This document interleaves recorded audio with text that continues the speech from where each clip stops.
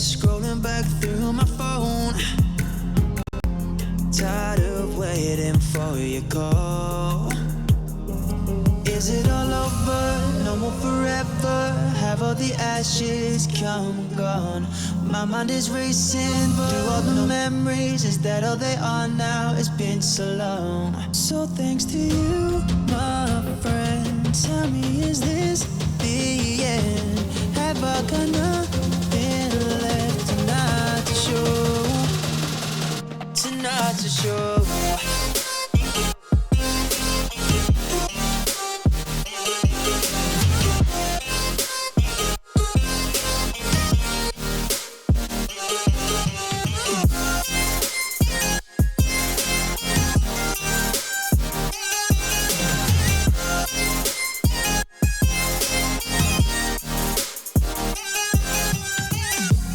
I've been waiting all my life. Maybe now's the time to try. For too long I stood back, hiding deep down inside. Maybe now's my time to shine.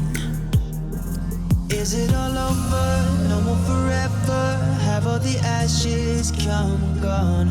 My mind is racing through all the memories. Is that all they are now? It's been so long. So thanks to you, my friend. Tell me, is this the end? Have I got nothing left tonight to show? Tonight to show. Waiting for the call. Will it ever come at all? I've been waiting for the call. Will it ever come at all?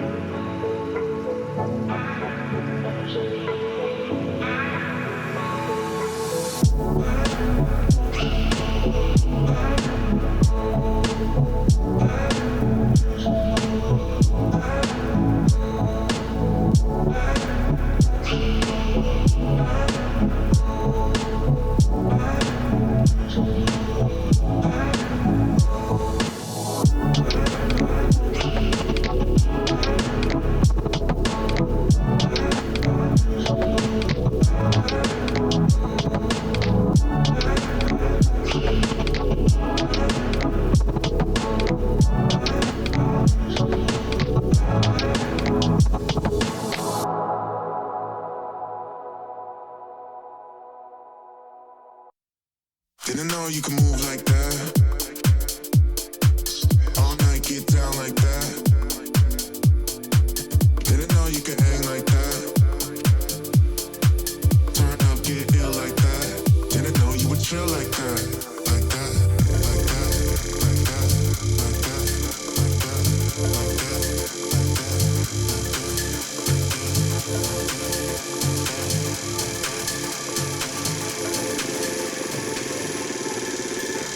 you can move like that. Two-step real smooth like that. All night, get down like that. Turn around, make it bounce like that. Didn't know you could hang like that. Sipping on champagne like that. Turn up, get ill like that. Didn't know you would chill like that. Like that. Like that.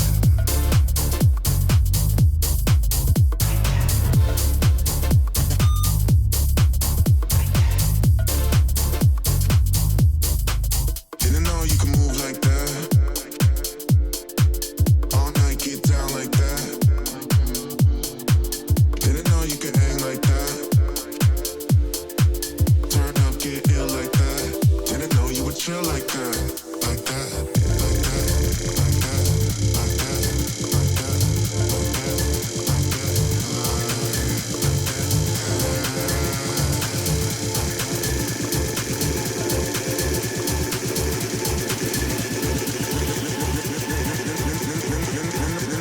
Didn't know you could move like that.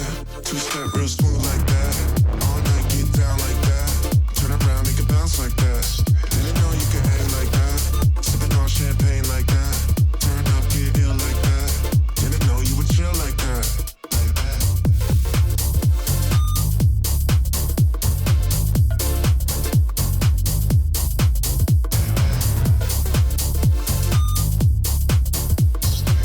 Turn up, get ill like that. Didn't know you would chill like that.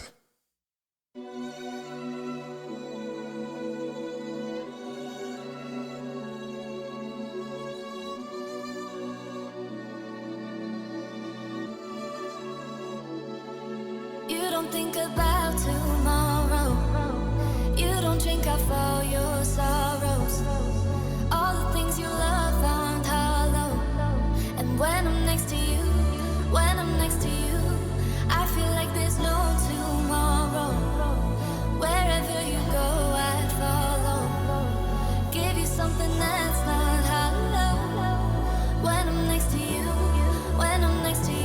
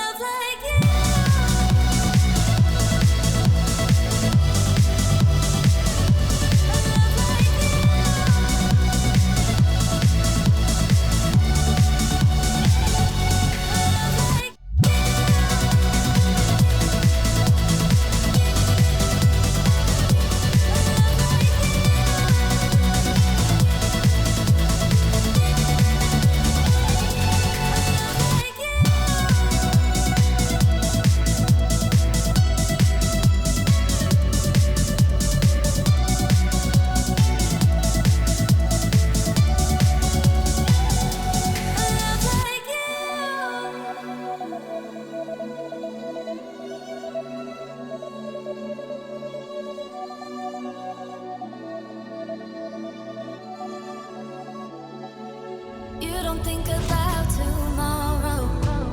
You don't drink out for your sorrows. All the things you love aren't hollow.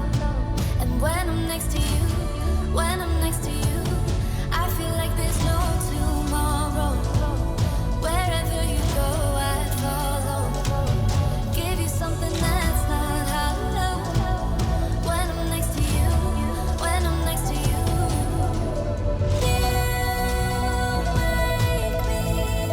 So that the final game is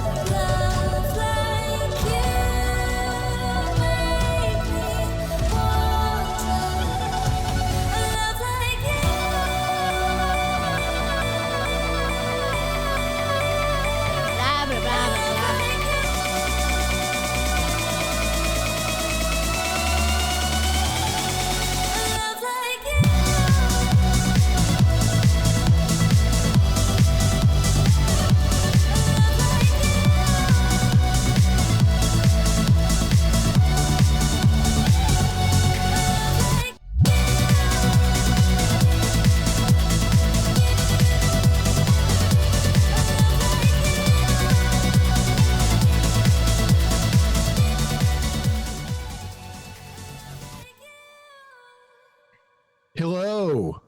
Welcome. Hopefully that wasn't too loud. No, that was perfect. Hello, we're back. We're gonna do some playoffs. This is Olympia Chess Blunder Season 2. We have reached the playoffs.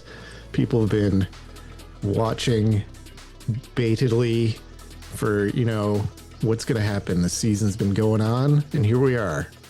Playoffs are upon us.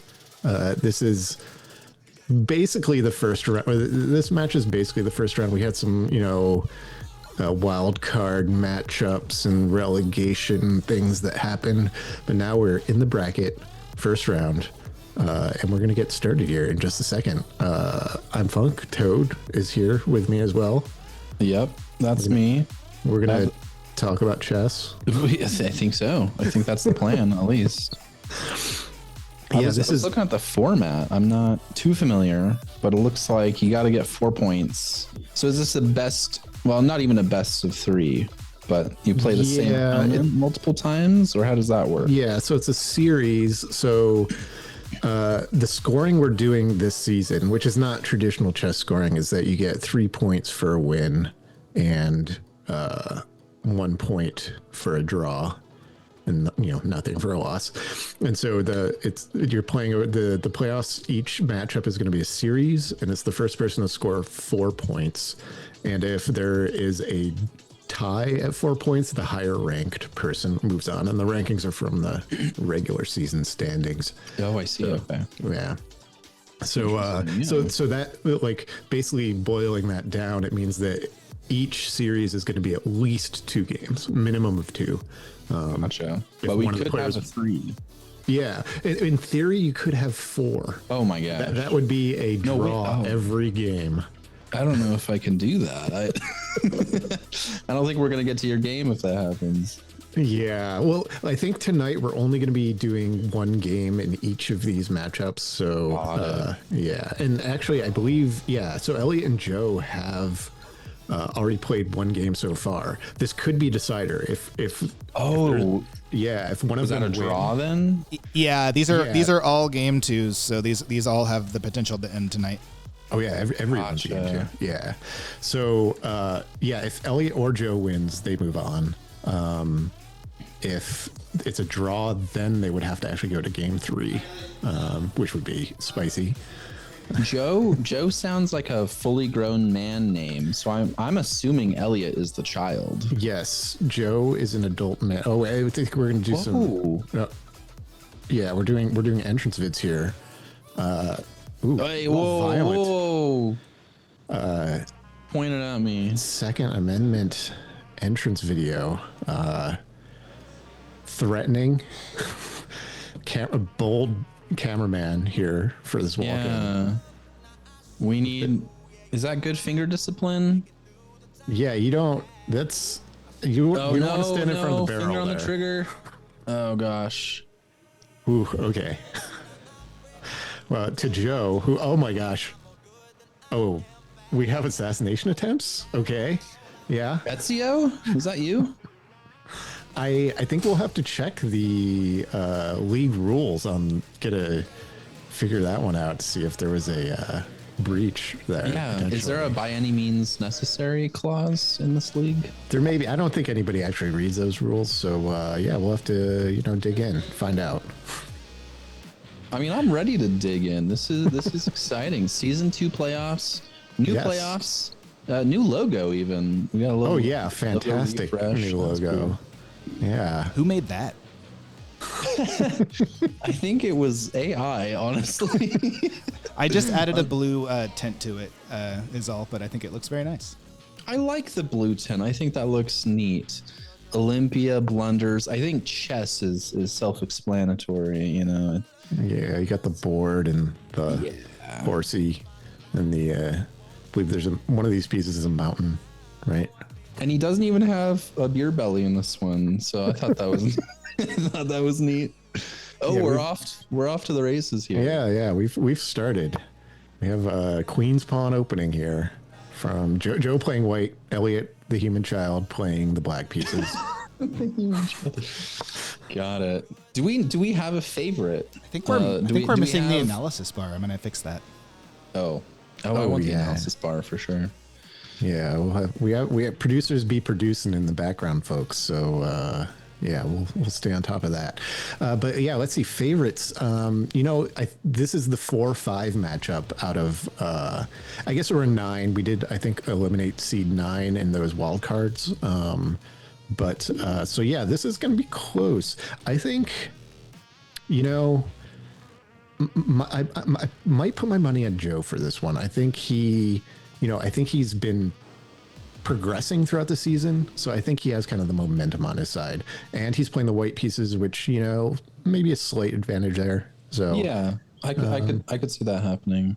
But on the flip side, though, I was looking at Elliot, and it looks to me like he's got his thinking cap on. Yeah, he has used that thinking cap before. That has made appearances. So big thinker, Elliot the child. Big thinking energy. Has it been successful in previous installments? I think there's been a mix, It's bold strategy. No guarantee. Throw that bishop out there. Heck yeah. Yeah, we got a check already. But somewhat even overall. Although this bishop's kind of. Oh, okay. He's backed himself into a corner. Backed up. There. Yeah, it's going to be a little less effective, but still pretty even game. And then go ahead, Toad. I was thinking, I suppose you could throw the horse up there and then pawn, but is 2 pawns for a horse, and then no, you know what? That's a terrible strategy. Don't do that. Don't do that, Elliot. Yeah, sometimes you can get the sacrifices, or a few pawns for a minor piece can, might be worth it, but it's still a little early, so I don't, Hopefully they kind of play out their position a little more, get a feel for it before they start trying any sacrifices. Sure, but you never know. Elliot, especially unpredictable, I feel at times. Well, the brain is still forming. So, yeah. I mean, new neurons being connected all the time. Sure. There's a lot to look forward to in the whole, neural activity there. For sure. The child wasn't keeping up on the board versus the phone. Oh yeah, this is a common occurrence. We've seen this in previous streams. Very digitally focused child.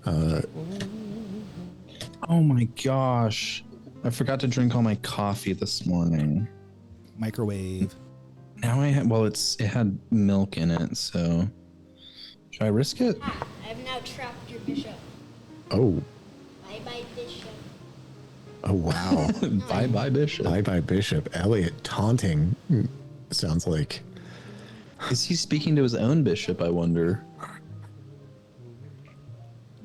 In like a Viking funeral type situation. Yeah, well, Joe's white bishop doesn't have anywhere to go. We'll see. Might just be worth it just to take a pawn, get some compensation for it, maybe. Right. Yeah, I could definitely see that being the play.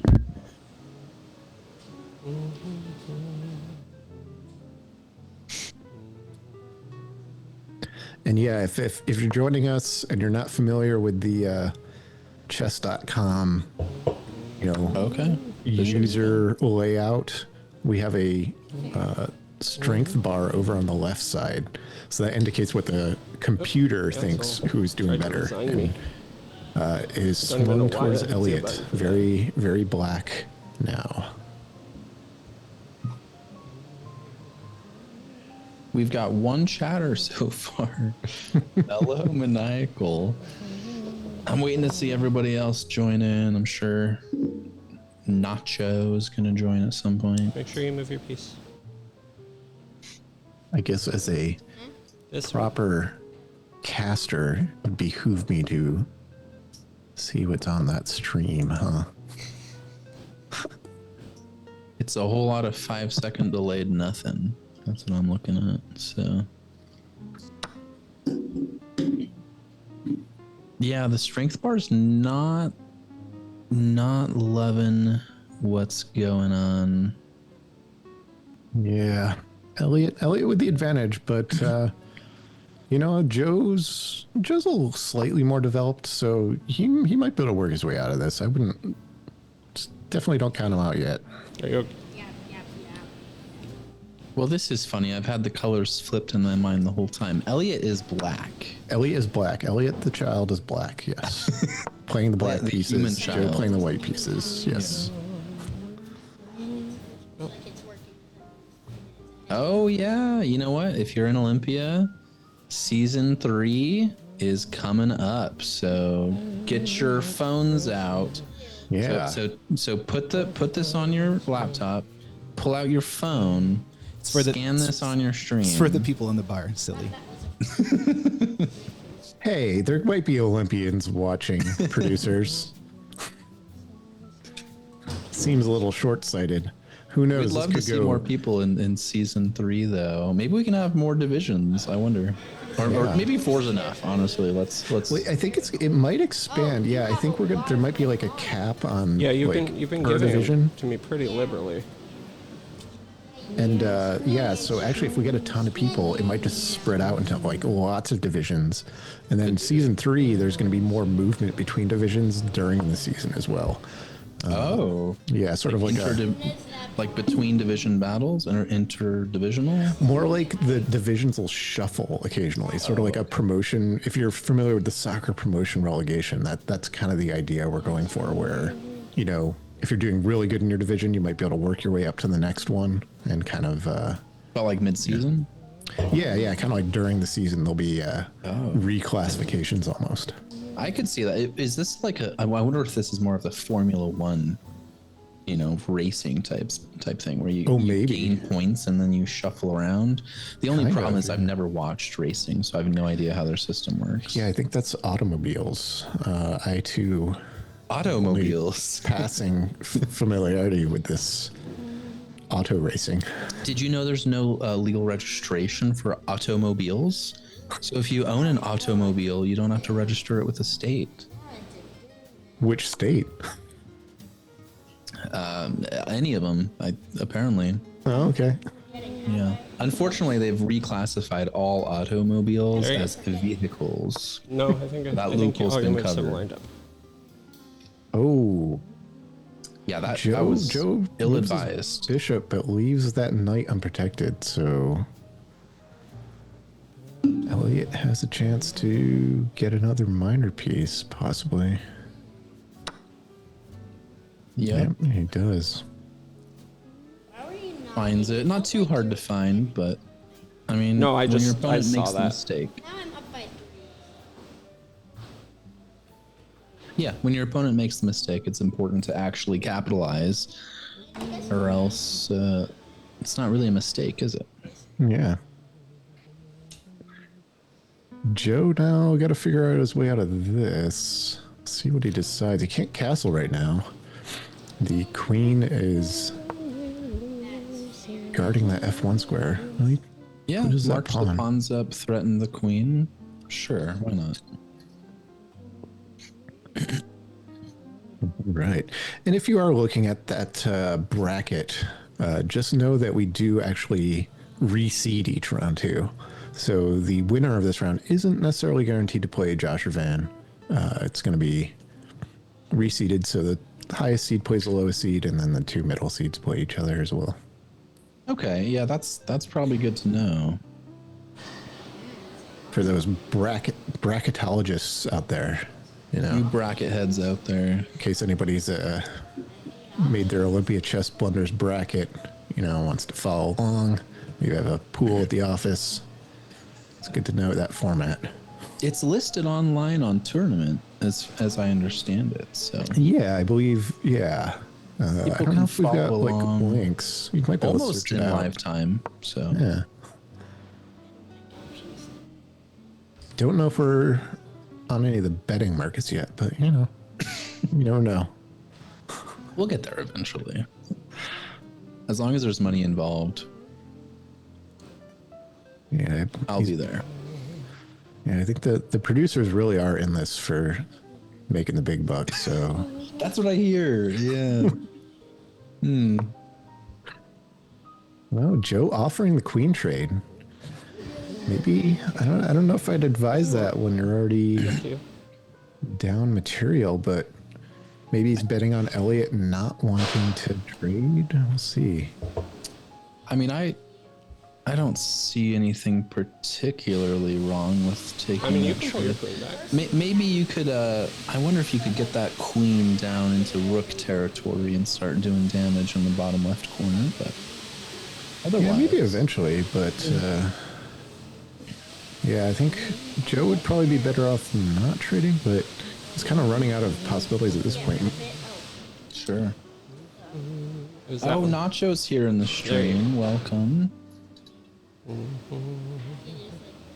Up to 11 viewers. You think and so? We those- should just leave our queens there to think about their lives. Very, I think that's advisable. You know, make love, not war. So.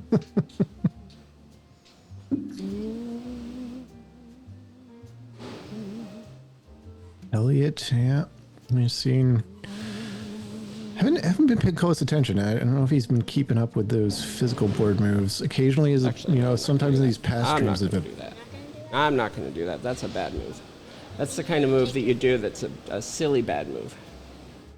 sometimes in these past streams, Elliott's opponents tend to make moves for both sides. So How's that sound? There's a little humming coming through from I think it's Elliot. We'll have to see if that's a mind game or if that's, you know, like a self-motivational sort of call. yeah, or if it's just maybe a sound that children make. I'm not very familiar with all of their features. With the children's. Yeah, they it's very possible they could just hum on their own. They do the darndest things.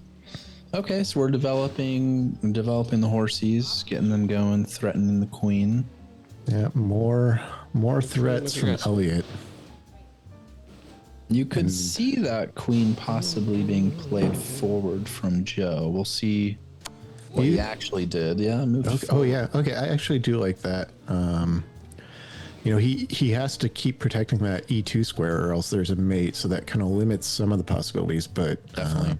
Yeah. yeah, now that pawn is unprotected, I think that it's not a great position, but it's not the worst thing that could happen considering all the pressure Elliott has on him right now. Is it embarrassing to lose to a 4-year-old, or do you think it's more like congratulations, like well played from the 4-year-old? I think What that's a good do you idea. think? I think that depends on the person.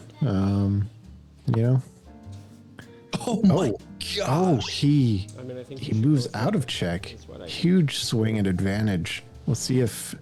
I don't think this is going to be easy for Joe to find, but we will see if he can figure out a way to get out of this. I think probably taking the knight's the best move. Oh, he moves rook over. Okay. So, someone smarter than me can tell what just happened because that bar is going crazy. Yeah, I think Elliott, rather than just trading the queen there, he opened that knight up to be taken for free, and then also that just created a huge amount of pressure on his king. Joe moves the rook, though. We'll see if maybe he's got a plan here. Like I said, he's got to be careful. Ooh, Elliott Okay. just takes that pawn. Right. Joe, I think, again, can probably just take back. Opens up his, his king's going to be exposed, but Sure. Joe might be able I to. don't see anything wrong with it though, unless you do. I think it's just, I think Elliott's better keeping that knight, using it as pressure. Okay. A little fork going on. I see that. Yeah, Joe checks.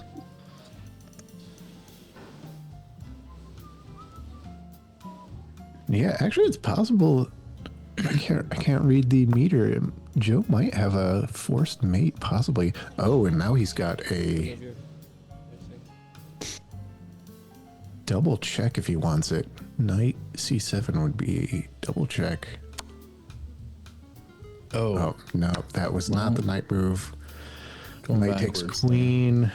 I think, there'll be a queen trade, but I think then Joe loses the knight to the bishop. Yeah, unfortunately, Joe not able to take full advantage of that position. But again, I don't think that was easy to find, but... Well, you're telling me I still can't. So I don't know what's going on. Yeah, you see these big swings, but, again, that is the computer seeing, sometimes many moves out.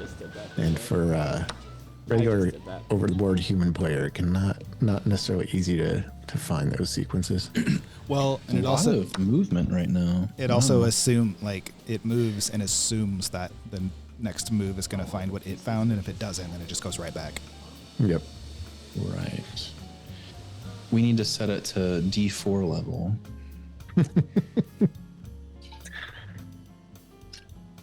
All right, Elliot solidly ahead now. See if he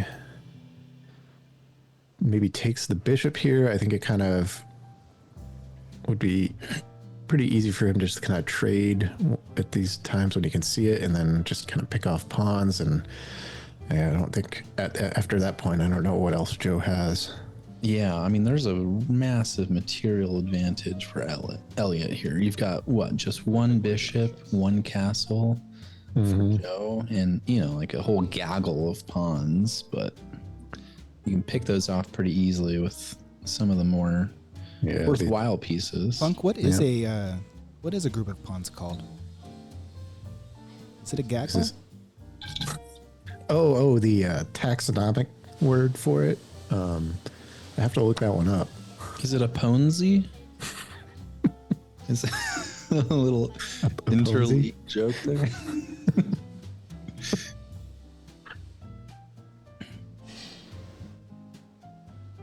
The pawn has been got. Yeah, there's one. I don't even know how Joe can play this one. He's got to be so smart. Yeah. Yeah, he gets his rook into the game. I mean, I don't even know how draws work, but maybe he should start trying to figure out if he can pull out a draw from this one. Yeah, we have seen in the league the strategy before of some people when they know they're down enough, or they're pretty much definitely not going to win. They'll actually begin getting rid of their pieces in the hope that they can get a stalemate, which counts as a draw. So that is a strategy that has been used and used successfully as well. Yes, I think Nose used that one successfully. Yeah. Oh, no. Nose's opponent used it successfully. Yeah, and so game 1 too, ended all, the draw from the first game of the series was through a stalemate, and it was Joe was the one way up in material, and stalemated Elliot. Oh, wow. Okay. Exciting lore drop there. Yeah.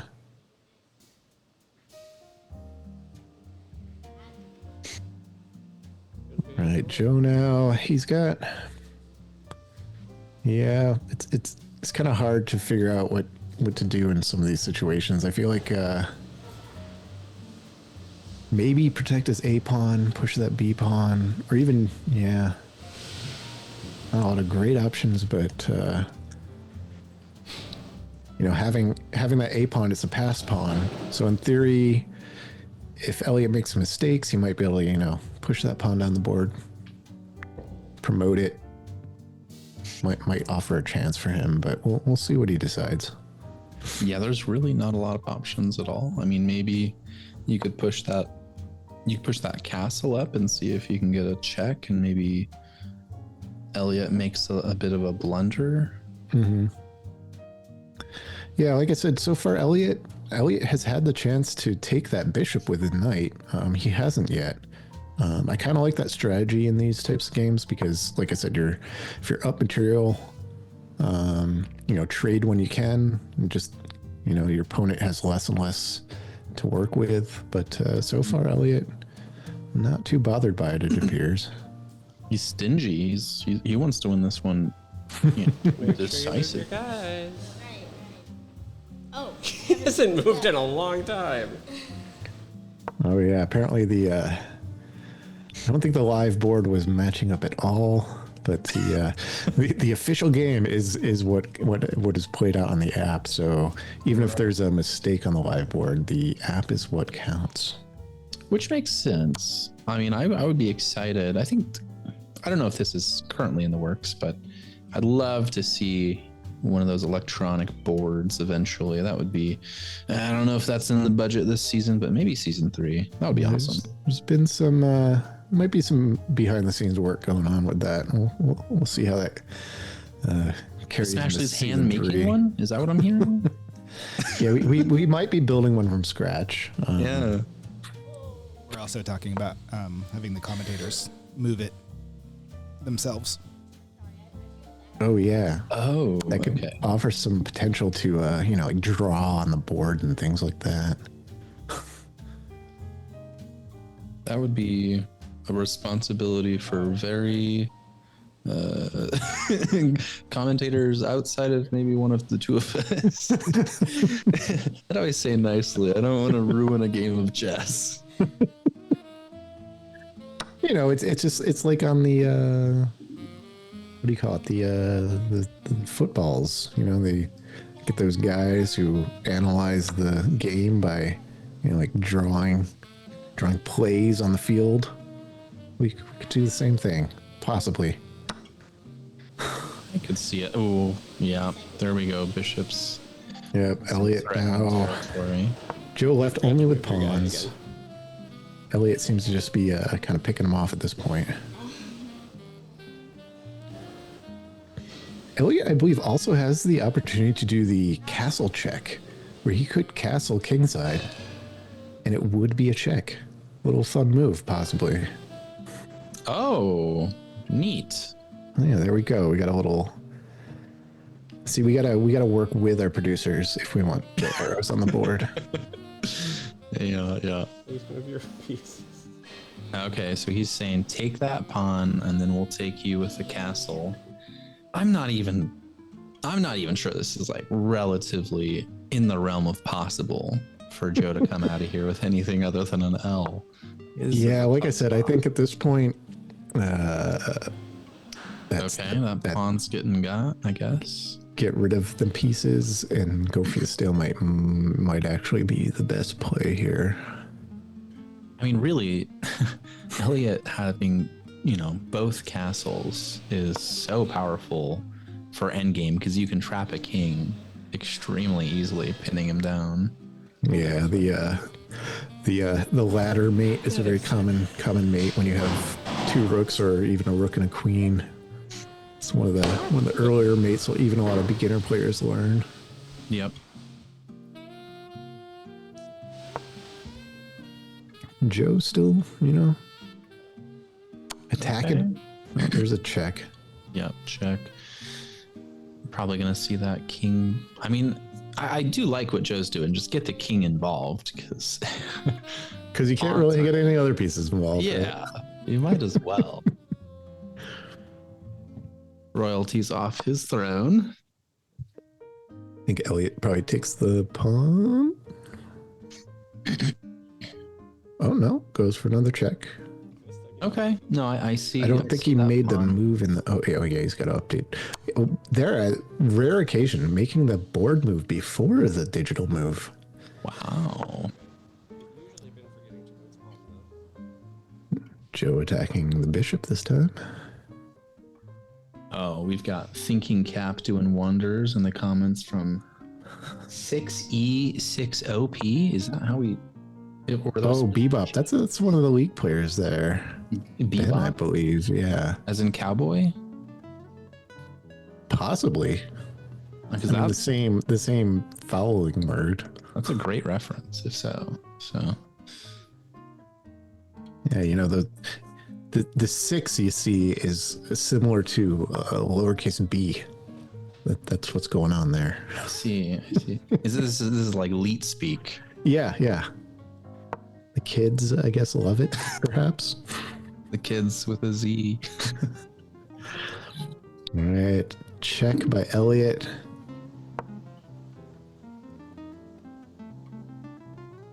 Elliot seemed to be getting antsy here. Now he's pushing pawns.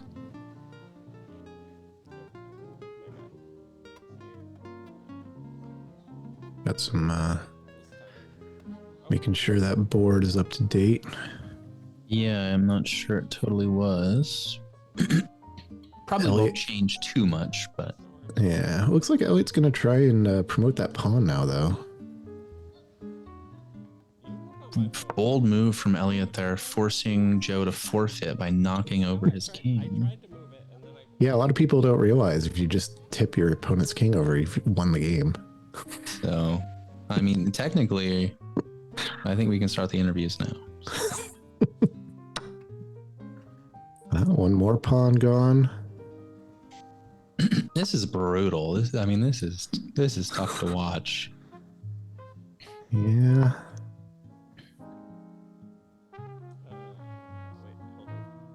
Oh, so he really wants that. He wants his queen back right now. Might get it next move. We'll see. Like I said, Joe, if he pushes that G pawn one more. Oh, he's pushing the C pawn. Okay. Yeah, if you're going for the stalemate, you want to. Any move might be that you have that's not the king. That's going to prevent stalemate. So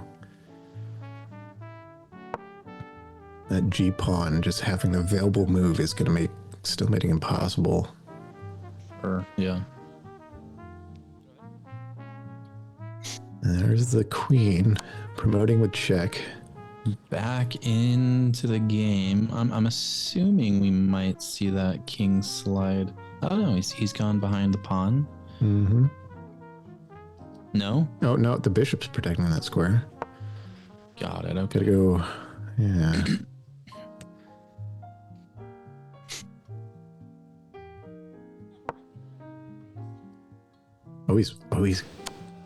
Is he gonna promote again? Agreed. He's gotta be careful. Okay, there's that pawn gone. But is this so much of a good thing? I mean, Like I said, for Joe to use that stalemate threat, he's gotta. Oh, there was the last piece. Okay, so Also, goodbye to any chance of winning that. oh, it's brutal from Elliot. Good grief. now we will see. He's having the time of his life. Oh, he leaves the bishop unprotected. Let's see if Joe takes that. Yeah. I mean, this game in itself is like a quarter of Elliot's life? Yeah, he might have had a birthday during the middle of this game. It's very possible.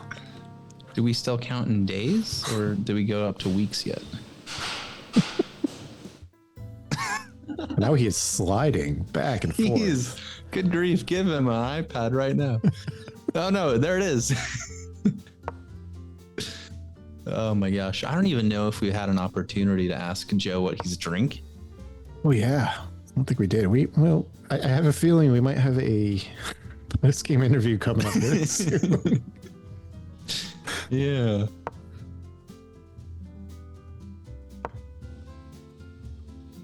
All right. Joe kind of making a beeline for the corner. Elliot, see if he promotes that other pawn. Is there like a points penalty for taunting? This is tough. Oh man. Elliot is kind of boxing him in. We'll see. He's got to be careful. I think queen b7. And you can't get another queen, right? You have to choose a different piece. No, Just you can remember. have multiple queens. I think it just becomes a little more difficult on the physical board to represent the queen. A lot of times you can flip over a rook, but Elliot still has both of his rooks. So Gotcha. yeah, sometimes Have a a whole fleet. tipped over pawn sometimes works.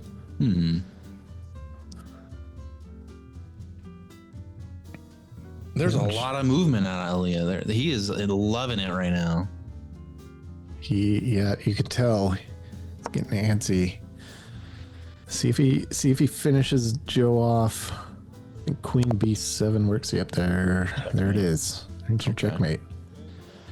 And we have this is the first Division 4 player moving on to the Good game. semifinals. Elliot the Child.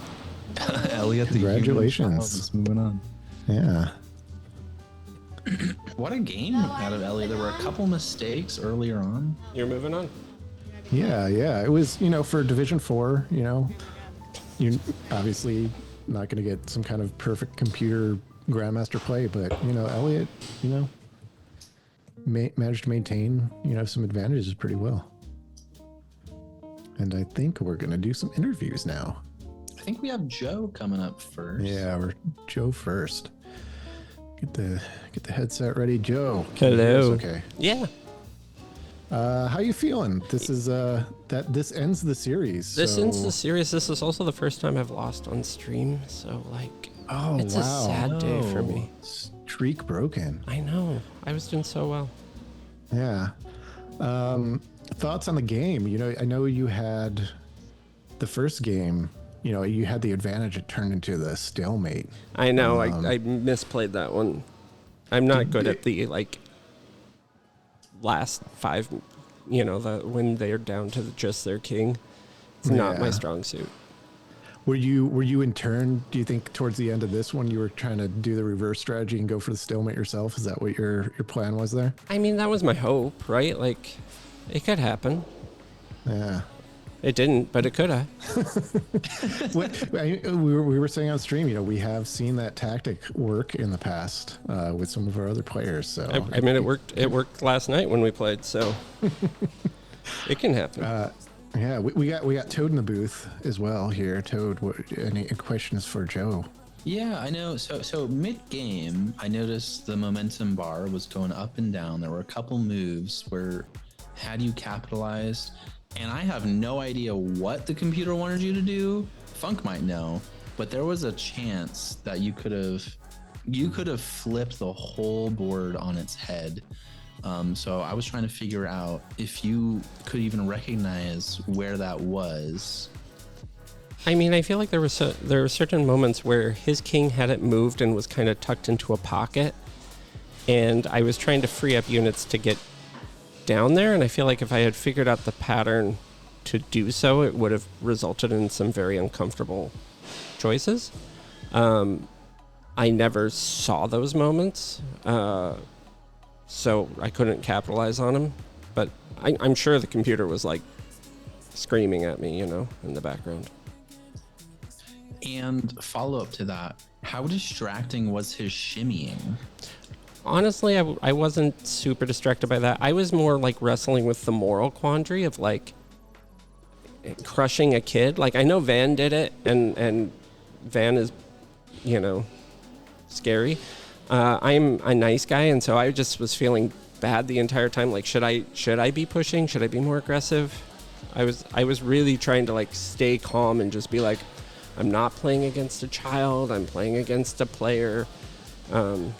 But I can't deny that may have factored into how I played. And more than that, it's a human child too. It is a human child with arms and legs and like fingers, and like we're gonna get done, and he's gonna go back to school. You know what I mean? Like there's a whole life out there, and like, do I want to be the one to crush their dreams? Can I live with myself if I do? I would have been definitely okay with it, because we saw his intro. He came in second amendment. Did you see that was my intro? I was like, I'm going to do a cool intro, and then he just starts shooting it. Like, what is that? He flagged us with the barrel, and then he had poor trigger discipline. So somebody needs to teach him what's going on here. Oh, we're actually showing a little replay, I believe, right now. He just got you. Yeah. And that kind of is a metaphor for how the game went too, I think. In that I was trying to be all cool, and then I just got shot down with a Nerf gun. It really was an ambush. Joe, we didn't get to ask you during the game. What were you drinking tonight? You know what the worst part is? I went and looked. It was a stout. It was one of the stouts. A barrel-aged stout. Money for Nothing. That's what it was. It's pretty good. I enjoyed it. I asked for a small glass because I was like, I don't want to be like too fun on stream. So I got a smaller glass of it. But I think I might go get a bigger glass now because I have sadness. Yeah. Well, I'm sorry. But, end of the season, I think just before we go, any last thoughts? This is, are you going to join season 3? You looking forward to that? What do you think of season 2? I will be honest. I hadn't actually seriously played chess in like 20 years. So it was kind of fun to get back into it. I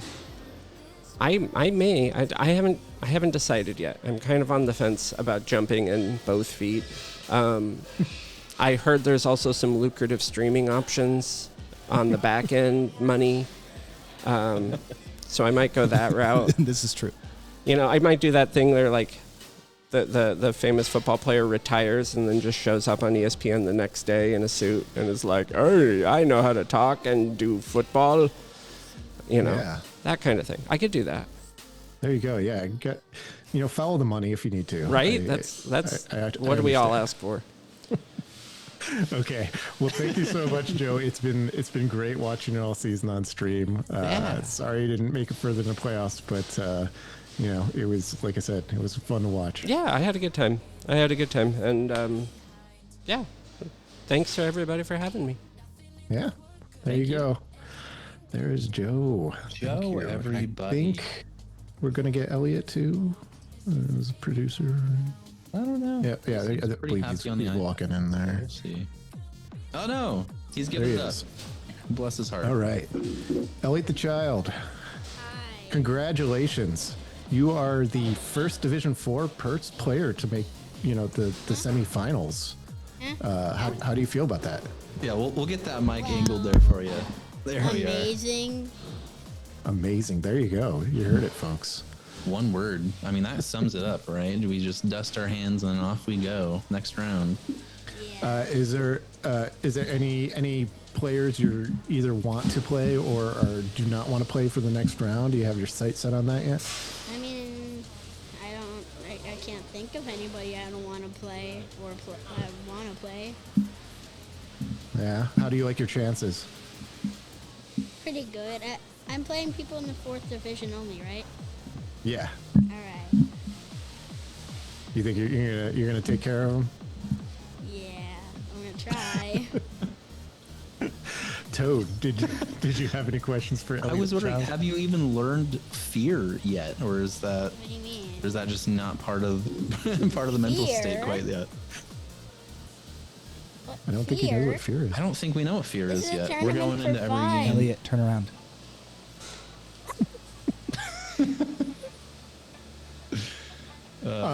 So we also, the stream here, we got to watch the walk-ins, and it Yeah. appears you ambushed Joe. Yeah. Did you feel that helped and maybe gave you the advantage for the game? Maybe. I mean, maybe when I shot him. Yeah. Yeah. So you think chess needs more, guns? Is that where you stand? Yes. Yeah. Imagine Knight just with a shotgun. That sounds easy. We'll get an AI on that render right now, actually.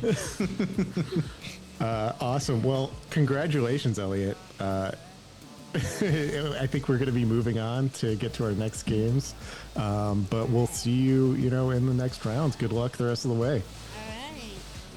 All right. All right. There you go, folks. Elliot, everybody. We're going to hear from him later, hopefully, if he plays on stream in his next round. But his season 2 career is not done yet. Far from it. Yeah. Okay. Well, the producers really want us to take a We're break. getting the aggressive mouth zipper. All right. We will be back in just a little bit. 2 more games tonight. Stay tuned. Love you more than comprehension, my dear. I don't recommend it ending, cause we're several light years further than most will ever be. You make it hard not to boast. You're heavenly, you're like the most beautiful coast. And honestly, I think we deserving a toast like wedding week. Cause I swear I'll never leave you alone. I'm better with you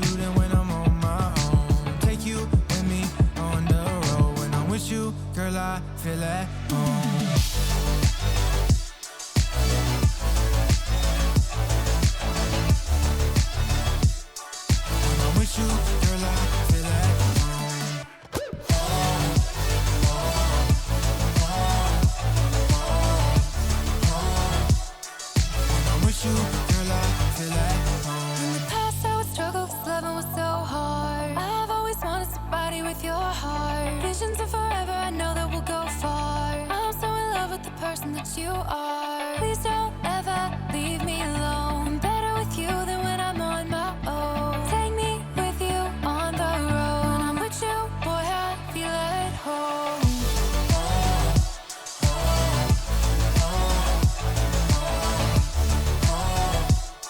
When I'm with you, girl, I feel at home.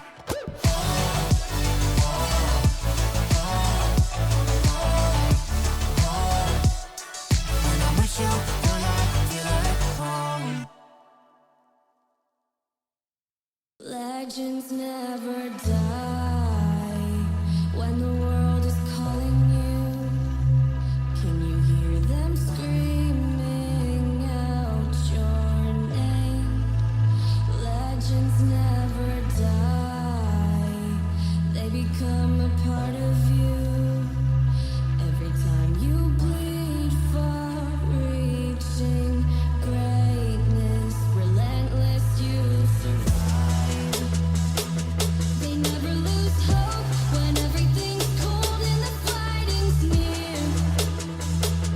It's deep in their bones, they'll run into smoke when the fire is fierce. Oh, pick yourself up, 'cause legends never die, die, die.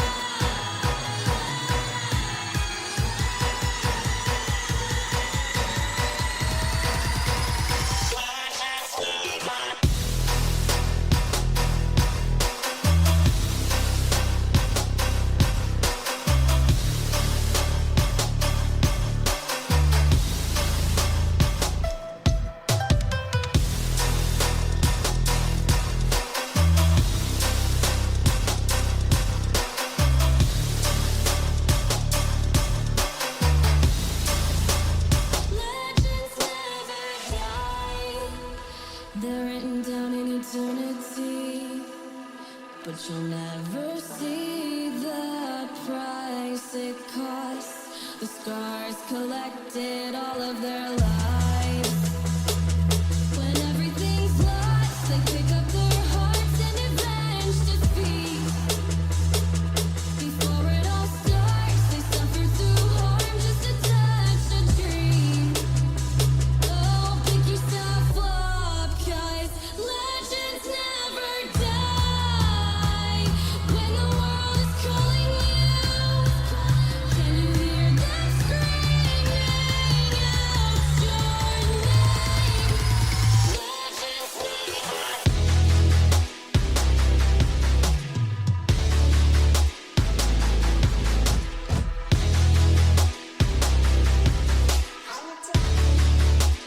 begging you to fight.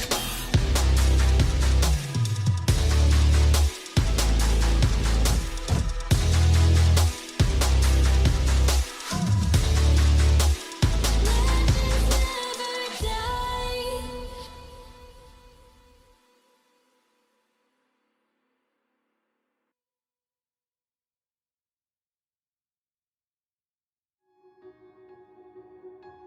Take me to another high,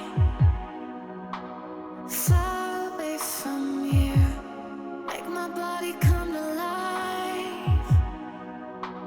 I wanna disappear.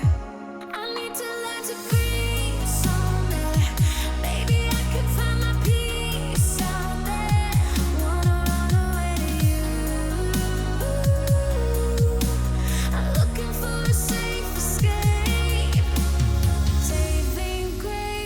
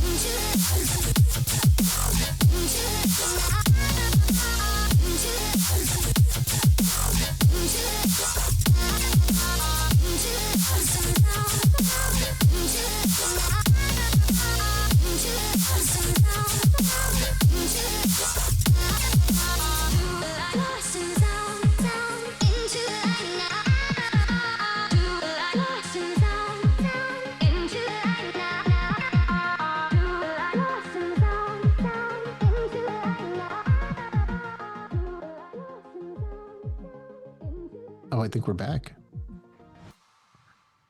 We're almost ready for game 2. This is Olympia Blunders Chess coming live. Olympia, Washington, 3 Magnus Brewing, and this is the playoffs. I have actually like shifted focus to puzzles quite a bit. Yeah. Because I think I was kind of a classic, like beginnerish range where it was like I was obsessing over like watching a lot of like opening videos on YouTube and shit. And it's like it never goes the way it's supposed to go when I'm playing randos online anyway. Right. Just got some puzzle discussion there. I'm Funk. We got Wyatt with us for these final 2 games, I believe. Taking over for Toad. How you doing, Wyatt?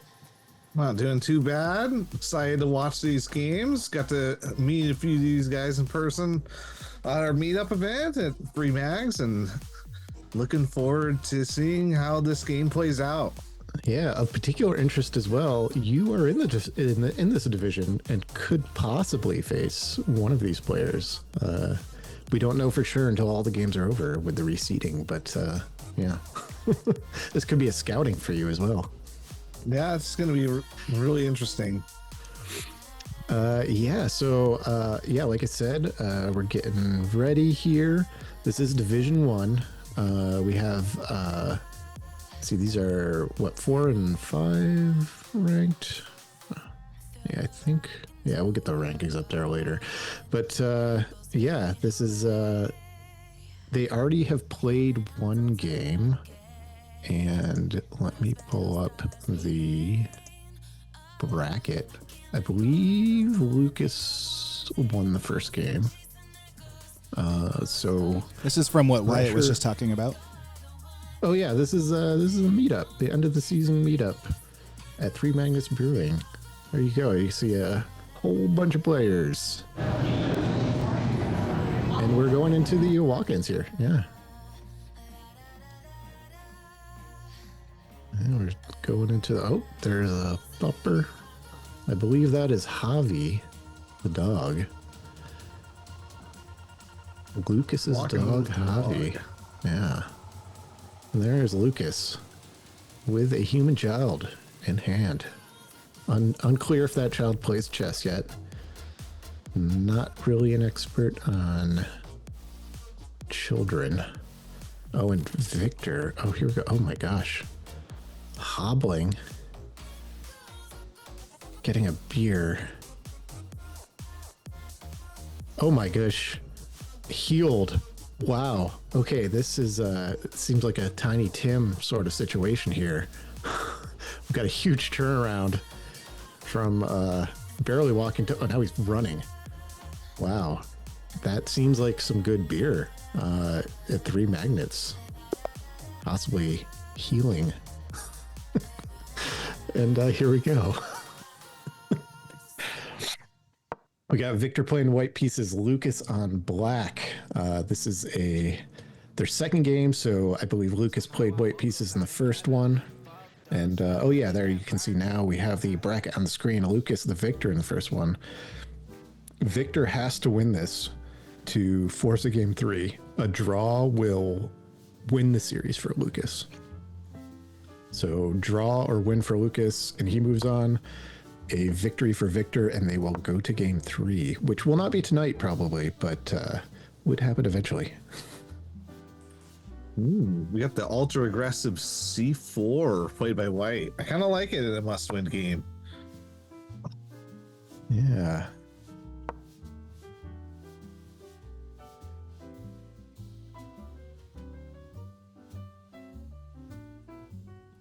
Bishop comes flying out. I have played both of these. If I remember right, Lucas for most of the seasons had very good tactical vision. I think he's one of the better players at identifying when sack opportunities are there. So it's just going to be something that I think Victor really has to watch out for. The more you can remain in the control of the tempo, the better. So I really like this decision where he's got this big white center, black's kind of behind on development. I kind of like what Victor has done here with the white pieces. Yeah, Lucas, I feel we have a couple of the Division 1 players actually do a fair amount of preparation too, and they even tend to study their opponents. I feel Lucas is kind of one of those players. I know he's I think he's you know, looked into opponents, see if they play any common openings. So you know, these Division 1 players will try and take any advantage they can. Would you guys know anything about that? No, we just go on pure skill. That's right. I have not prepped for a single match, and I know what my opening as white is, and that's it. So, you know. Yeah, we're just vibes chessing over here. But yeah. However you like to play. All right, Victor pushes that E-pawn, but I feel like this is just undefended. See if Lucas takes. Yeah, and I don't see why you want it. Now because you look defeat and counter that bishop, you can just move the bishop to defend. So I think this is a pretty big error from Victor here. It is a little bit scary though. You're already behind on development. You're gonna take the free piece. Does.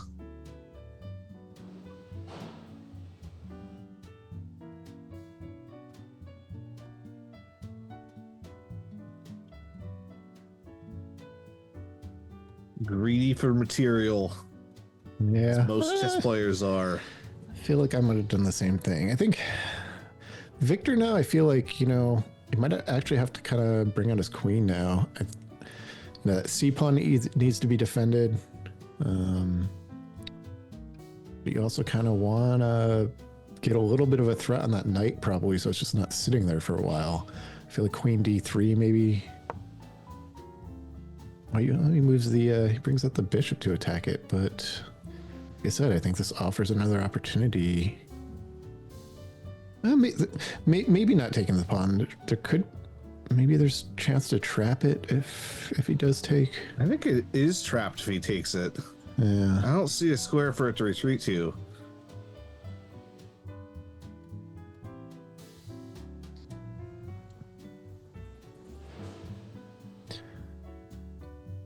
Giving them something to think about here.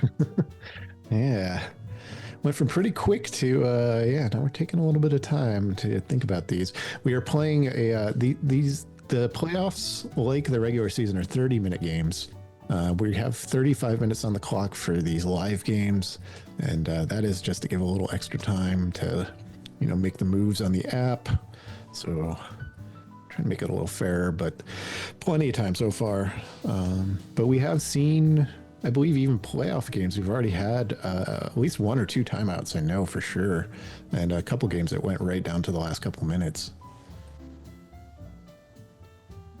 Yeah, it's actually a very interesting position the more I look at it, because if you move the knight over to, say, a square like D6 that looks kind of safe, it's not so easy. Mm-hmm. So then you're going to give up that. You have the potential of giving that pawn up on the H file if you're not careful here. Maybe just I think I would try to play queen C2 here. It guards that pawn, gives a double attack on that knight. Mm-hmm. Force the knight to move back, redevelop my bishop out quickly. I might just go for broke here. Yeah, I kind of like white. Yeah, I think that C2 is kind of like what sticks out to me first as well. But Victor, a little defensive, castles. I don't hate it. Still can't take that pawn, so. I think it'll be interesting. I think Victor's kind of presenting Lucas now with the opportunity to kind of take the tempo a little bit, see if Lucas wants to be more the aggressor here. He played a little conservatively to start, aside from, you know, he took that center pawn when it presented itself, but kind of curious to see if Lucas tries to get more aggressive or not. And I think you should actually take with the bishop here. I'm not positive about that, but that's what my instinct says is good.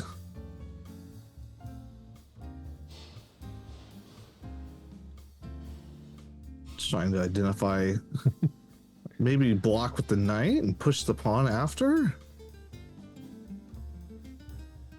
Yeah, it's already pretty complex position.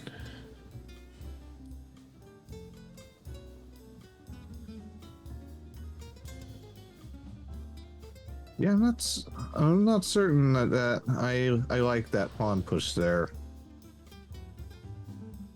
I feel like if you push the pawn potentially, or just take and then if it takes and play the queen move to c2, get that double attack in, force it to go back, and move the knight, get development, make it hard for it to develop. There might be something more tangible here, but I'm not calculating it.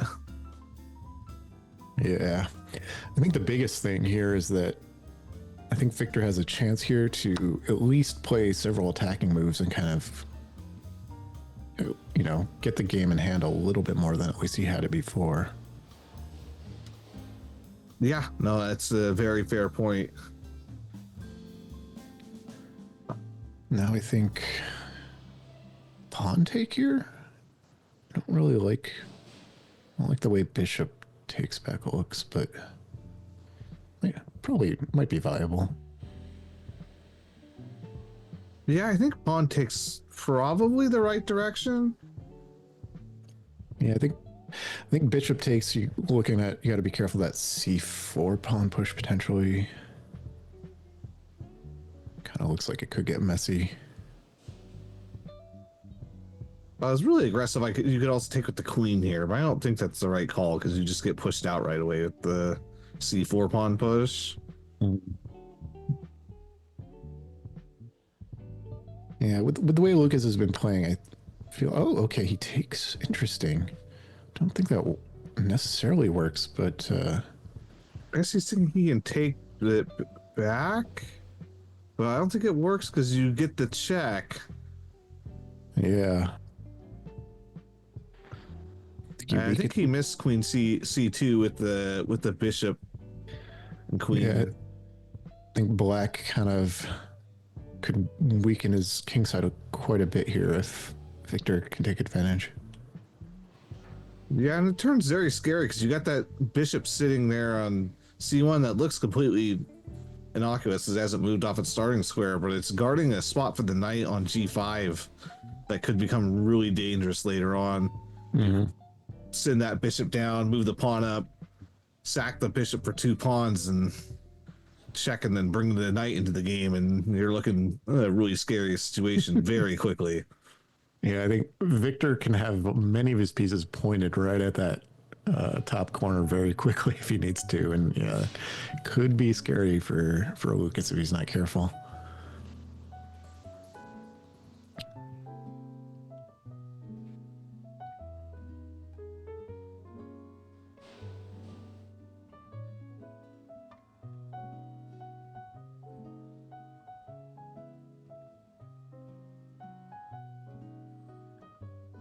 I don't see much else in the position that white really has to play for here, other than maybe pawn takes onto the e file. I could see that maybe being played.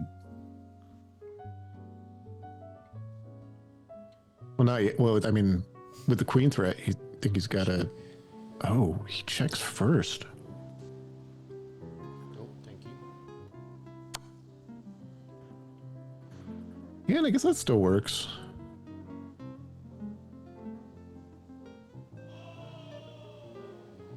Yeah, I don't like it as much though, because now you don't have the take on g6 if you try to block the bishop from getting out.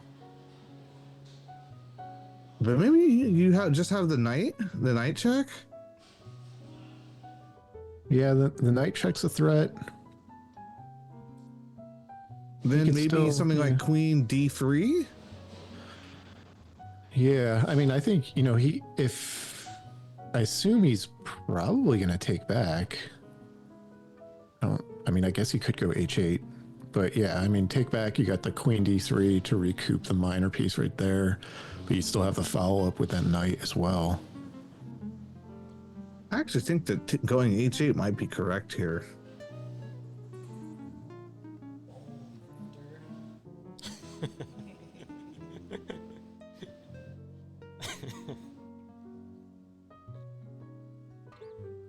Yeah, we got ourselves a really fun game. Yeah, no, this is a great position. Lucas has a decision to make for sure. I mean, I think even King H8 though, you still get something like Queen D3. Knight's going to be moving in after that probably, or the bishop comes in and threats. All of a sudden, a very complex. Yeah, I think Queen D. If you go that and you see Queen D3 move the knight back to D5, I think you might be okay there. You can get the knight back into that F6 square, and I think that you might be surviving. It's not pleasant though.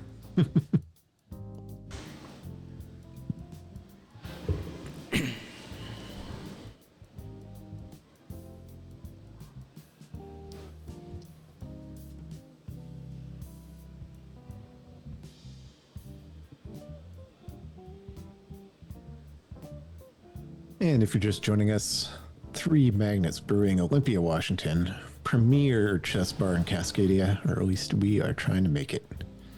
Victor, can you tell us what you're drinking? Oh yeah, Into the microphone. We'll see what their players are drinking. A red ale. You got to like show it and like have a drink. And, yeah. The red ale. Lucas, what do you got over there? Problems on the board.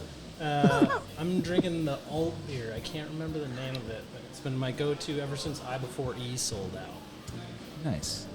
This is why we put an extra 5 on the clock so we can harass them about what beer they're drinking. Our multi-purpose clock management in these chess games also involves beer. A producer trying to make him drink while trying to make tough decisions. Questionable.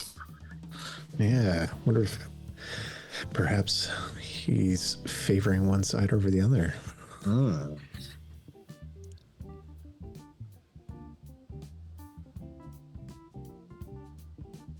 yeah, look at all these arrows we got now. Somehow D3. I did that swinging wrong. all the I way did it back to wrong. the rook on A1. So Lucas does take. Yeah.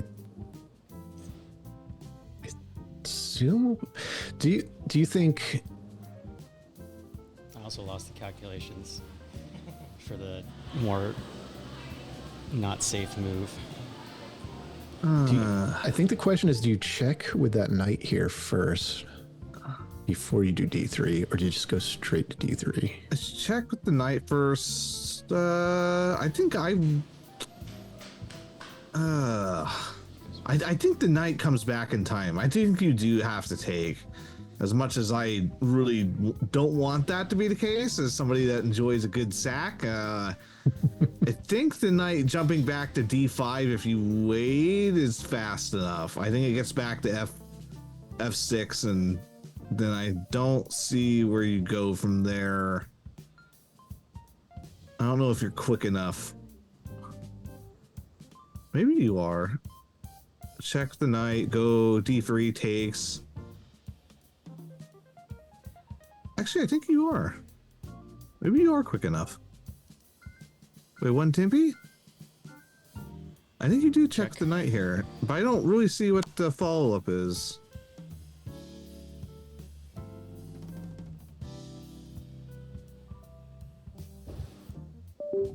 Interesting. Yep, so Victor checks. Assume we'll just see a retreat back behind the pawn for Lucas. Yeah, I'm assuming that the idea for white here is just going to be to take the knight on c3, and you're going to lose that pawn. So you're just going to be a pawn down, just like you were out of the opening, but you have made the king significantly less safe, which I think definitely has is a better position for white than it was out of the opening. I definitely think you have improved by going for that sack. Yeah. I think then, yeah, like you said earlier, I think Victor's strength on G5 is going to help a lot. It's going to be hard for Lucas, I think, to defend. I'm trying to see if you have anything else here. I don't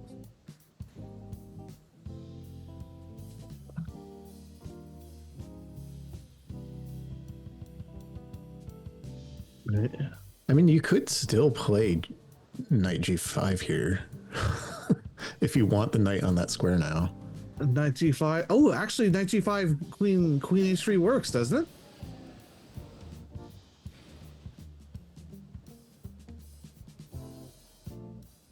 See, knight g5. I think he's gonna have to push. You have takes on e6 if you move the pawn up.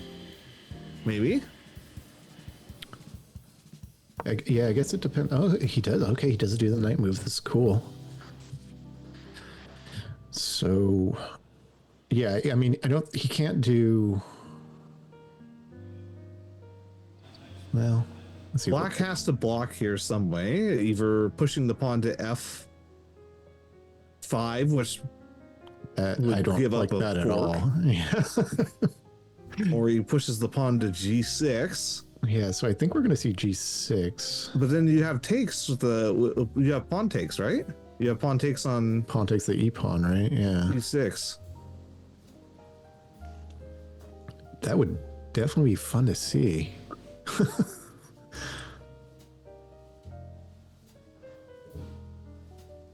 And then you have a check after that if you or you have a fork.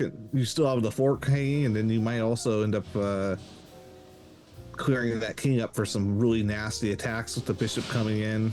Mm-hmm.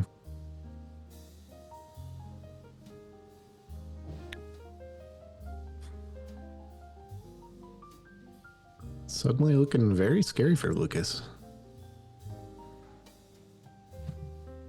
Yeah, I'm not sure. I think I played. I think the only real move here is g6, but I don't know if they can get out of the nastiness.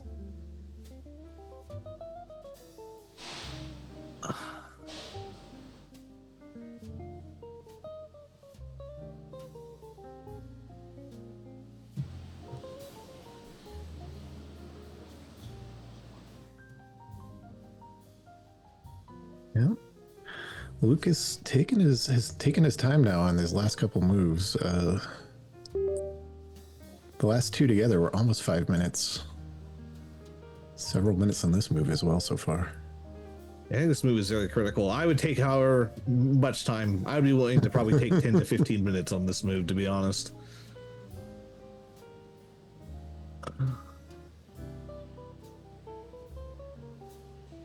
I think you got to come up with something that's a little bit more concrete with your defense plan of what you're going to be able to do here. Try to figure out a way to either save the knight or avoid taking that fork and avoid checkmate. But I think you may have to give up that fork. I don't know if there's a way around it. G6. Yeah, and yeah, I think I'd really like to see Victor do that. Take that e pawn here. I think it definitely looks the most interesting. Yeah, I'm trying to see if there's any downsides to taking with that. I don't immediately see them. Does black have maybe d5? Queen d5 maybe? New block? Oh yeah, threatening that g2 square. But then let's see, even after that, you still can take the f pawn with check, at least. Yeah. Forces a king move. That's. No, the computer didn't like the e pawn take as much. Guess it might have been looking at something else, but. Yeah, I think it may have been a. Oh no, it shouldn't be enough, right? Check and moves into there. I don't see it.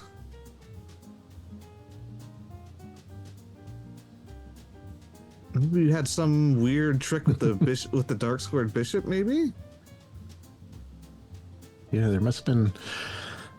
I mean, maybe there was still enough of a threat, even if you just took the knight. I'm not sure. Is it just queen h3, maybe? Could have been.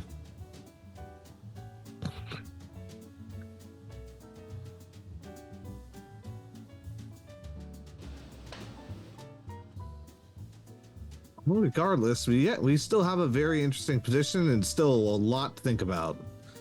I do think that Queen D, I like that Queen D5 still for sure.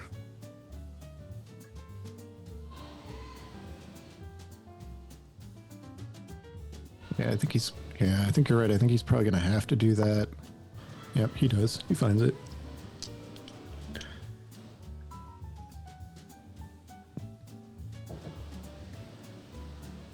See, I think we still see F pawn take here, at least with check. That's going to probably force King G7, I think.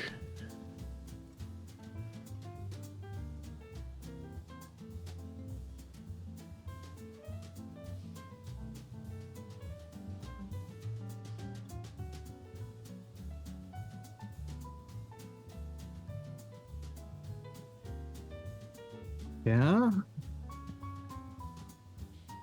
Although, yeah, I think it seems like Victor might have to pull back his knight at some point, considering all the threats that Lucas now has with that queen bishop pair.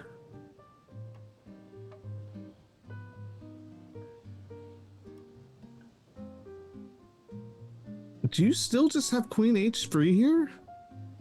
No, it doesn't work anymore because, oh no, well, yeah, maybe actually, I was thinking, yeah, I forgot that the knight was backed up by the bishop.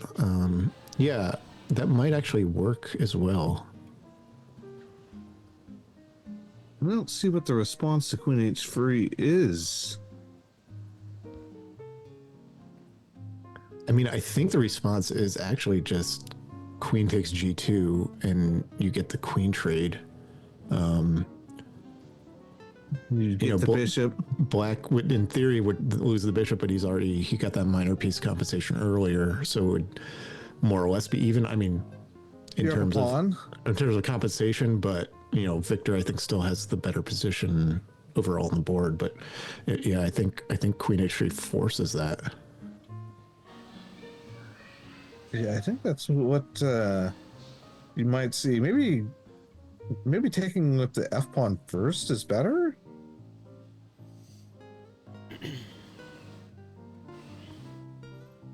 Yeah, that's the tricky part. I think taking with the F pawn. I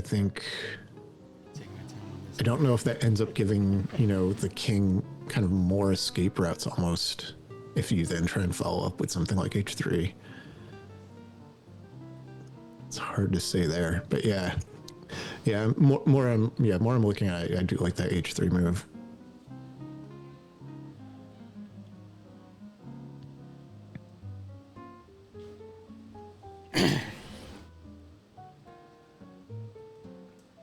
But again, I think if he does choose to take that pawn, yeah, I think it looks like what he's going to do. I think that's viable as well.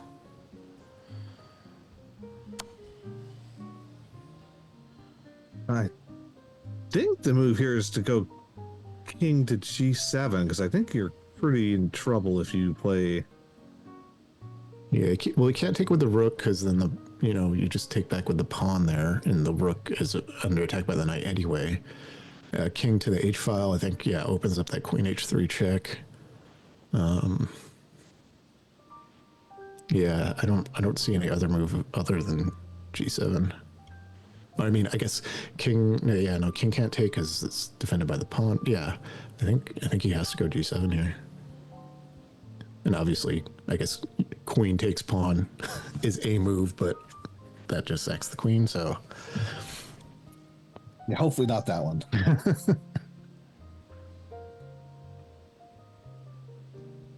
Yeah, I think you want to play G7 here just to, even not that it avoids the check, but just that you still have the mating threat, because it's a pretty obvious, it makes finding the best move in the position very obvious if you go to the H file on H8. Mm-hmm. I think I think there's a slight added benefit now that if King G7, Queen H3 is slightly less of a threat just because now there's an escape square on the F file in a lot of cases for checks. Not that that's a great benefit if your king's out in the middle of the board, but it wouldn't necessarily be a guaranteed mate on a queen check. Yeah, we'll see if white can find the best move in the position here with queen to h3, unless we are drastically mistaken, which is possible.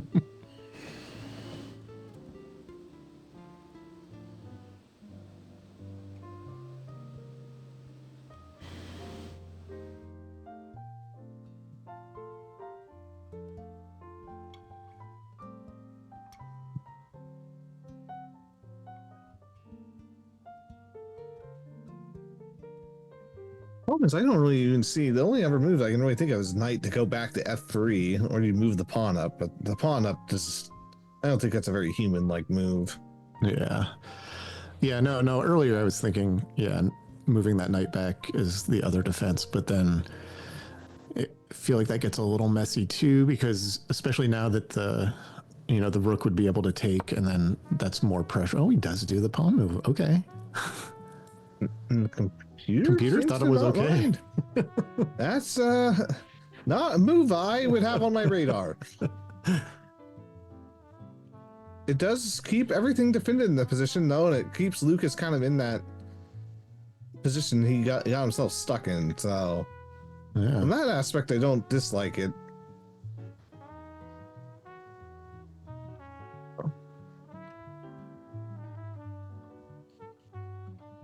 At some point, I'd love to see white be able to play the rook e1 here and get a fork option available onto knight jumping to e6.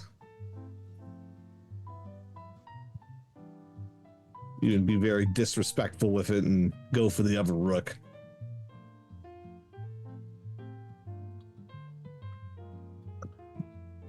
Yeah, I feel like for this move now, it seems like Lucas is probably going to have to either protect or retreat his knight. I don't see any other. I mean, if he doesn't do anything, Victor will probably just take it at that point, but I don't see any other immediate attacks that Lucas could do that would distract from the pressure on the knight, at least for now. No, yeah, I think you got to move that knight and then just try to survive this position. Yep. So he does retreat the knight, and now maybe that e1 move is way to go. Yeah, that's definitely the move I would be looking to play here. Grab the open file with the rook. Be a principled man. Well, I guess with rook e1. Oh no, I don't think that works. I was gonna say, no, it would. I think Lucas could then force the queen trade by taking the d pawn with check. Wouldn't you still be able to get the same fork in though? Which on e6 with the knight, forking the rook and the. He's got to take back the knight, and then you fork on e6 because that. Oh no! I was saying that if he just takes immediately with the queen, depending on what Victor does this move. So he takes the pawn on d4 is what you're saying? Yeah. Yeah, and then you just take back, and then the knight guards it. Yeah, you're right. You just be looking at a knight trade. Mm-hmm. Yeah. But I mean, for Lucas, that kind of opens up that middle. He doesn't have to worry about that D pawn anymore. He's still got that F pawn that's in his face, but. What do you think about bishop b2 here? Yeah, I was looking at that. It has potential. He does do the rookie one though. I just think that's the right move because you got to keep the bishop trained on the knight. But that's true. Know what the response? I mean, so If you leave the knight undefended, then push the pawn with check. Do you, if he takes the queen, do you maybe have bishop b2? Sacking the bishop? Queen takes g6.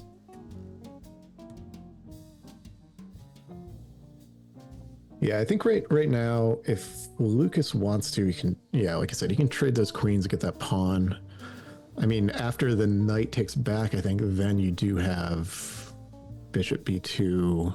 He probably then has to defend with the pawn or bring out the other It's knight. still pinned and you get that same fork. Yeah, and then, but yeah, you still get that the e6 square. Yeah, you do lose the pawn and the knight, so you're really only winning 1 point of material, but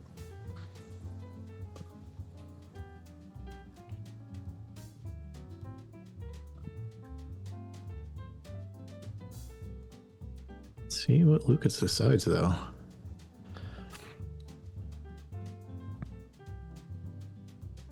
I mean, now too, yeah, if he doesn't, I don't know what's going on with our producers right now. I think our producer was trying to get analysis board up on the screen for us there. Yeah, so now, I mean, we keep talking about that D pawn. I think Lucas, if he doesn't do something like that, the other threat now is that e8 square. I think that would need to be addressed if he wasn't going to do any of that checking or trading.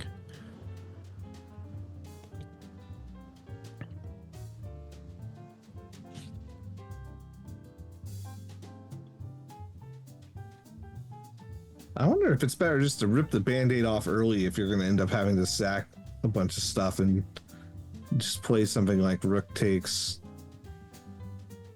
f7 here. That would be interesting. Might be better rather than getting your knight pinned later on and then having to eat the fork takes back and then losing the knight to the bishop afterwards and having an isolated pawn in the center.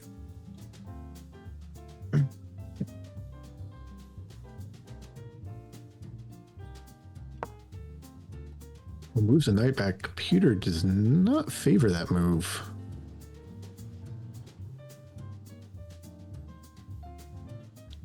I mean, he does just have the check to fork the king and the rook now,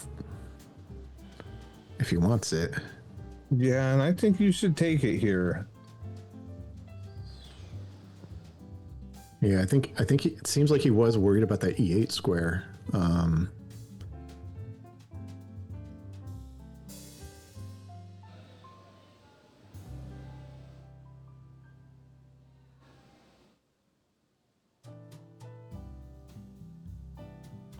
Kind of wonder if there's maybe like a move like just like rook e5 or something too.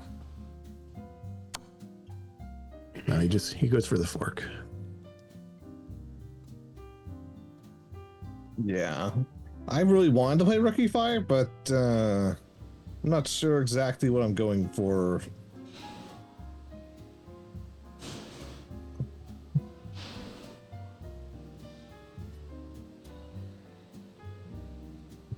Do you take the pawn with the king here? I think you do. I think you take the pawn with the king, and then when the knight takes, you take back. The other thing is too, though. Victor does have a potential knight takes c7 follow-up, forking queen and rook. That would be disgusting and very disrespectful.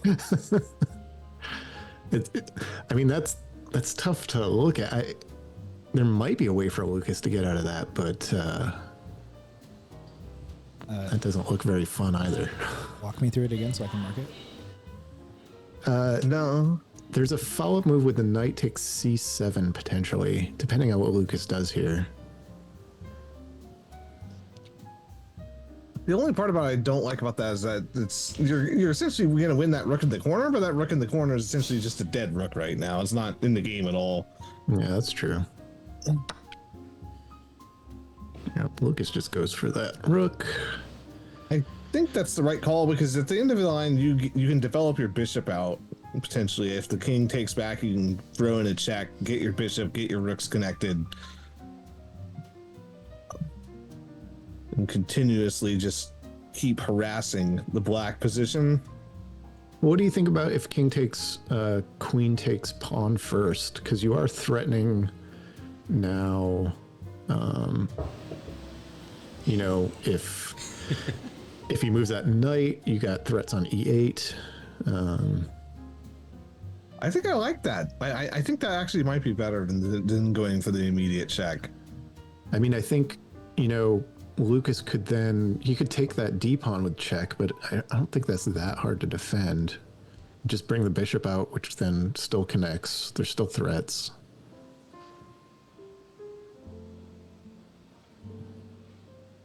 Lucas is, like you said, Lucas's rook isn't doing anything. The queenside knight's not really doing anything at this point either. It's really only protecting 2 squares of any meaning, at least. Yeah, I will say that I think that might be slightly tougher to spot just because from the first position, you got to be able to notice that you have the block on e3. Because otherwise, you're just losing a rook. Yeah.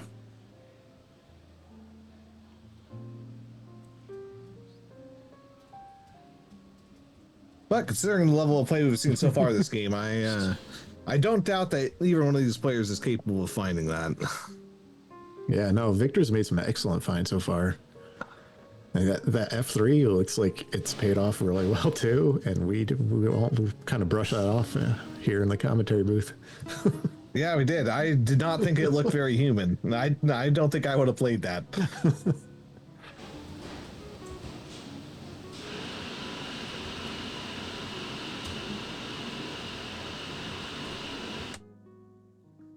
All right, so this is our second game of the night. We are in the playoffs now. Division 1, this is top division.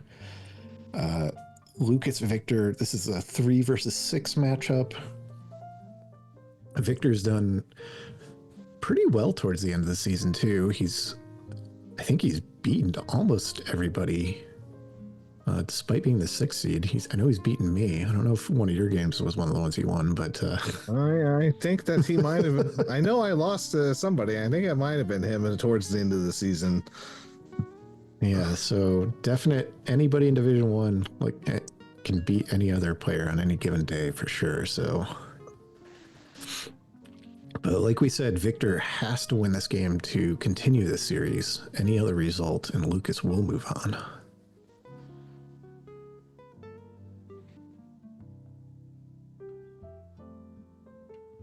It looks some second thoughts here. Try and decide what piece to move. Use the clock.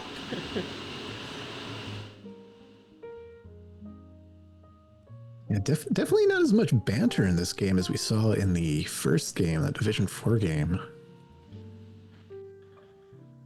Well, more serious play. Yeah. I will say that me and John at the meetup had a very, very long game that lasted about 2+ hours. That ended in a draw, and there was not much banter in that game either, other than just me being miserable. So I was trying to figure out how in the world to win the position, and yeah. Yeah, 2-hour draw. It's an experience.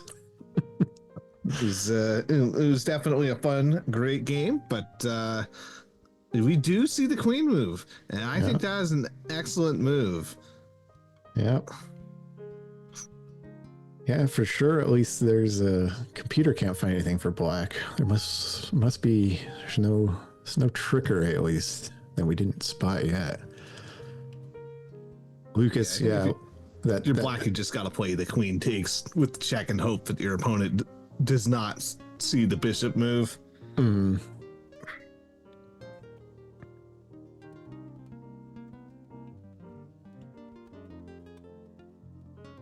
I mean, regardless, I think, you get rid of a pawn, you know, you're still going to have to, you know, move that queen, assuming the bishop interposes. But I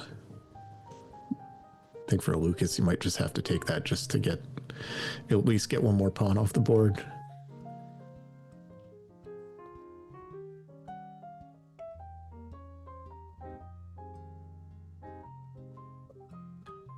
Yeah, and I'm not so certain that there's a whole lot for you, even if you do get that. So I think you would just have a reveal attack with the bishop coming in with check, even if you did pick up the rook. Now that I look at it, Yeah. I think black is inside of a practically just completely lost position at this point. Yeah, with the amount that the computer is shifted towards Victor as well, kind of leads me to believe that it might require like a queen sacrificing for a rook or a bishop just to stay alive. The computer has Victor at a roughly 9 to 11 point advantage, but now, ooh, I think there is a mate in 2 opportunity here. See if we can find. I think it's just bishop check, and then with after knight takes, you have rook to rook E8. E8. Yep, you're right.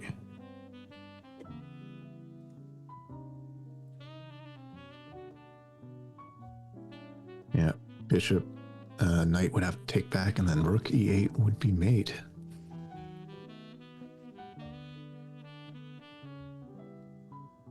See if Victor can spot it. He's found a lot of the moves, well, pretty much all the moves so far. Yeah, I think that's.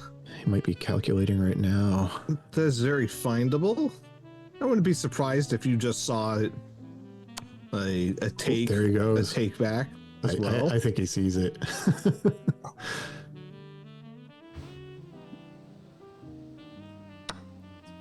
Yep, that's forced.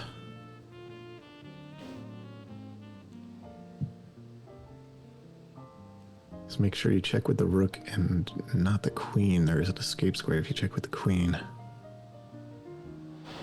Check. Oh, he takes? Okay. It's reasonable. You take the piece. You use piece. Comes with check. Comes with check, yeah. It's still pretty good advantage here. The nice thing is that rook on the e-file is always just going to keep that king kind of locked on that side of the board, so it's going to be very hard to get that king going anywhere.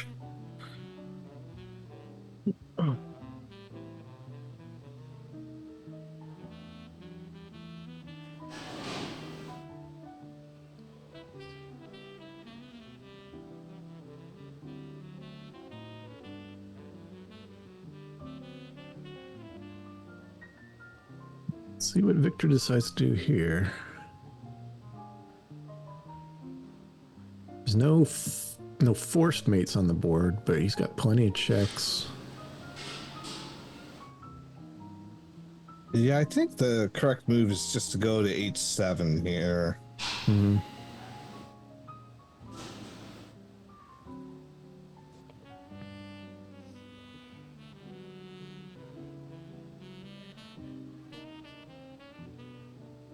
You have to be very careful because right now you're in a winning position, but the black has significantly those 2 minor pieces will prove better than the 2 rooks if you're not careful.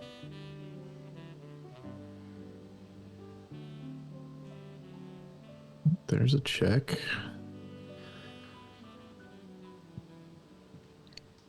Should see the king. Do you have to go to g6 here? Because I think g7 and g8 you follow up with a rook check, right? I think so. And I think even if you go g6, maybe you can play something like rook e5 still and just hit the queen. Pawn is now defended. Yeah, the pawn's defended now. Yeah, you're right. Yeah, I think that that queen check on f4 was very accurate, probably. maybe definitely the simplest I saw as far as maybe it's not all force. Maybe there was something that was more forcing, but I think that was stop sitting checks, allows you to attack the queen next move, get your rook into the game. Mm-hmm.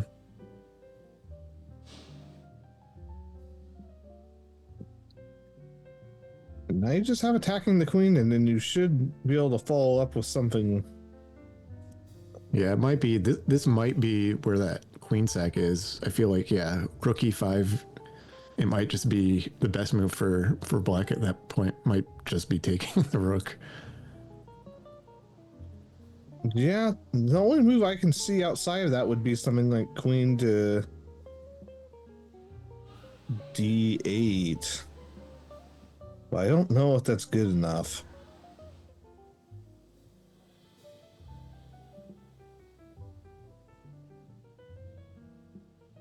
It might be too slow. And it might just allow the two rooks to get into combine. Actually, yes. Yeah. I think you're absolutely right. I think you'd have to sack, because I think if you do something like that and then white plays something like rook to E, and we don't see it though. We just get another check.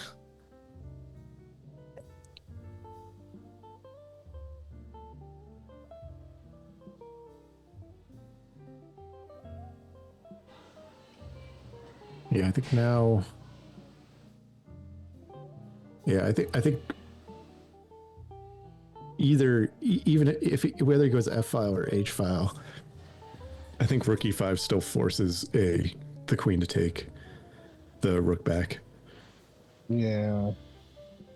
I mean, for sure, if he goes to H file, it would, because I don't think there's any other way to defend against that mate.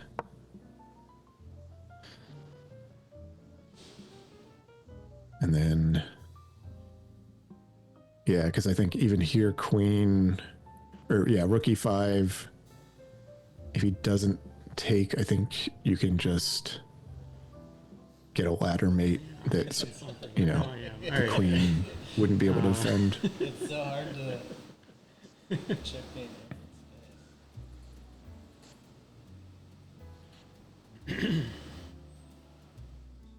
We'll see if we can find the rook move. I think it can sometimes be tough to spot those kind of moves after you've missed them once, because you just kind of assume they're not there. Yeah, Lucas is very content to just move back and forth if he needs to. Yeah, I think now it's much more findable because you have the queen guarding it. Mm-hmm. I think it becomes a lot more findable. You might also see just a queen takes, but I think on c7, but I think that's a mistake.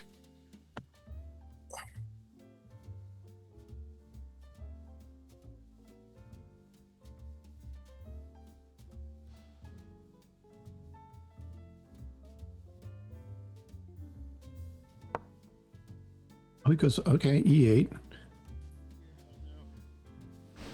Everyone's watching. Probably made earlier.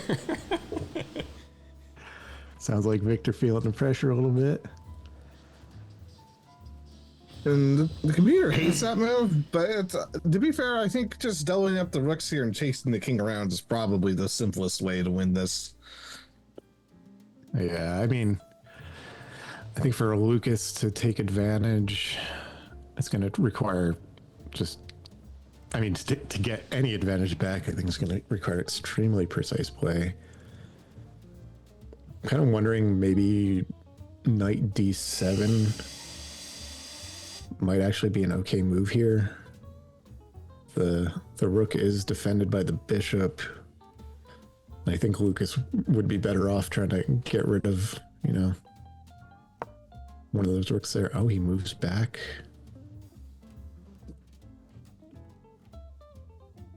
Trying to get the queen trade. Don't. The computer says mate in 17, it looks like, but good luck finding that.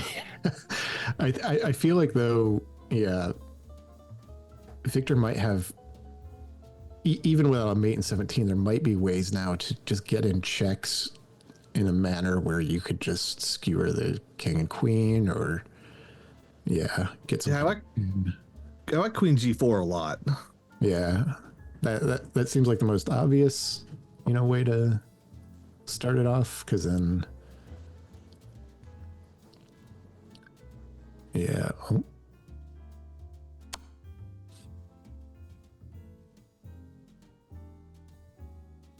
And we might be having a few technical difficulties. Yeah. He did find G4. Can't quite tell what's going on in Three Magnets right now. We're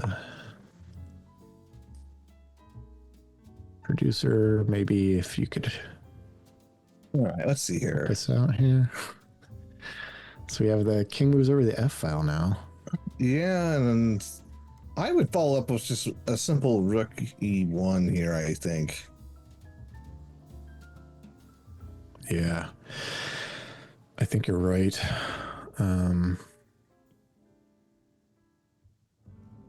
That looks really terrible to try and defend against if you're black. Computer has a mate in 6 at this point. Don't know that that's super findable.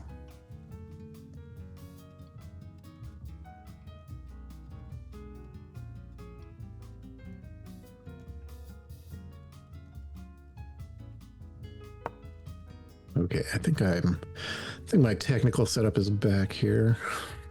There's the rookie one.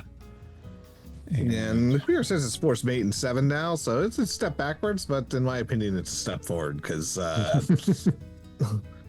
calculating that mate in 6 seems diabolical, so... I mean, it's very possible that it's essentially just a transposition, and maybe the mate in 6 required a queen check first to get in some specific position. Yeah, I think that...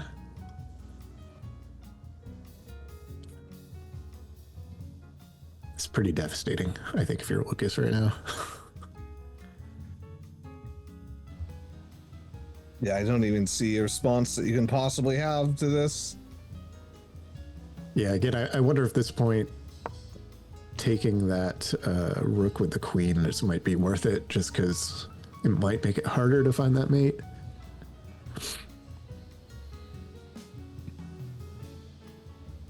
Yeah, I think just rook e7 maybe. It'd be very tips to play rook e7 right here. Maybe there's something more concrete, but let's see here.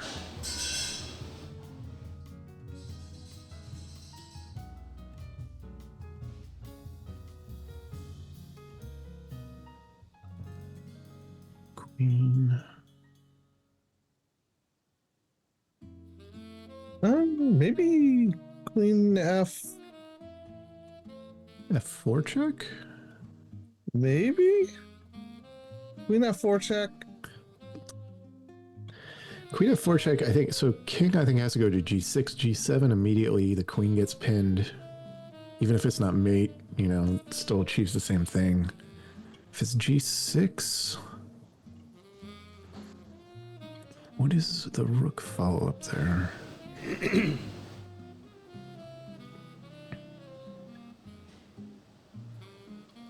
Yeah, I think I would play rook e7 with the intention of checking on f4 on the next move.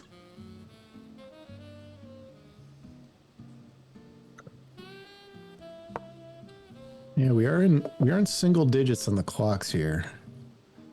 So, Victor's got 7 some minutes, 7.5. Lucas down to a little over 6.5 at this point. So Victor can't think forever, I don't think, but he is closing in. Yeah, and I don't see a good try for black here. It looks like you maybe try to move the knight out to d7, but I think you just have that f4 check. Now, even knight to d7 at this point doesn't work, because rook f5 would just be immediate mate. Yeah, I think this is where, again, I think it might require queen taking a rook here just to keep this going.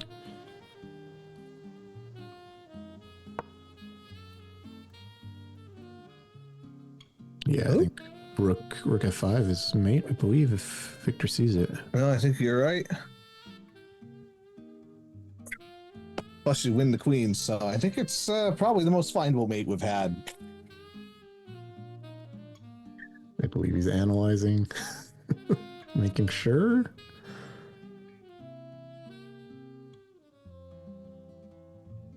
Or is it a queen move? Can't quite tell on that physical board. Oh, there. Okay, that works too. Queen up a square. Yep. Believe he was just making sure. Victor does Did I have it. a mate Wow. earlier? I have no idea. I didn't see anything. I didn't either. You had a mate who won with the rook, but you took his horse with the queen instead. God damn it. Like half an hour. God damn it. Wow. Like a half an hour ago, yeah. Did everyone groan and moan? Is the losing No, not at all. Victor just really great play, I gotta say. That was really fun to watch. I think we're gonna talk to Lucas here first. Lucas, can you hear us okay? Yes, can you hear me? Yeah, we can. How you feeling? You're not eliminated. The series is gonna continue, but what did you think of the match? I thought it was awesome. It was a fun one. I have played the Nimzo Indian, I think, one other time. I've studied it a fair amount. I thought I started off pretty well and then probably got a little aggressive in the early middle game. But Victor's Bishop Sacrifice, I did not see coming, and he just blew my defenses apart. It was a cool game. I'm excited for the review. Awesome. Yeah. Do you have? I think you're going to be doing white for game 3 now. Do you just gonna try and go in and give it all you got, or you're gonna play cautiously again? I think I'll probably stick with what I know. Hopefully he doesn't watch this back. But I'm generally more comfortable on the black pieces, but that's with my comfortable Caro-Kann, that's what's familiar to me. The D4 openings, I've been trying to kind of build a repertoire. So I was definitely out of my element knowing that Victor was going to play D4. So hopefully the fact that I have the white pieces and I'm kind of in my more familiar territory will pay off in the next one. But I don't think I'll go too conservative with it, but let's see what we can do. Yeah. All right, we got Wyatt here too, which I think Wyatt also thought was an amazing game. You got any questions for Lucas? Yeah, Lucas, had a great start. You got that free pawn, and then you snagged that second pawn that was a little bit poisoned, and then the bishop sack and all that stuff. Oh, were there any other moves that you were considering outside of taking the bishop there? And were you how many moves out were you trying to plan at that point? Because I know that those positions can get really scary really quickly. As soon as it happened, there was several very different variations that I saw in my head, and I didn't know if he'd try to come forward with the knight and check me again. I was prepared to kind of start trading off some pieces there because according to my calculations, that was comfortable. I did see the follow-up queen move to attack my knight and fork there. And then it was just like desperately trying to get counterplay after that. I did think about just sliding my king over. I would suspect the review is going to say that was the right move in that scenario, but I think you called me out very well. That second pawn grab was kind of where it all started to fall apart. I think I got a little comfortable with the control I thought I had in the middle. Yeah, well, like I said, it was a great game to watch. Victor just really crisp plays. I don't think, nothing to feel bad about that. That was that's the game, right? Sometimes you lose, and it's just cool to watch how they pull it all off. So that was a fun one to watch from the wrong side of the board, I guess I'll say. Awesome. So we got the next game will be a deciding match. I believe. Yeah. So you just need a draw at least. So you got that going for you as well. Yep. Count on it, hopefully. Yeah, so good luck in your next match. We'll see who moves on. But awesome. Game 2 in the books. Cool. Thank you, gentlemen. Appreciate that. All right. Thanks, Lucas. Have a great one. All right, I think we're going to talk to Victor for a minute here.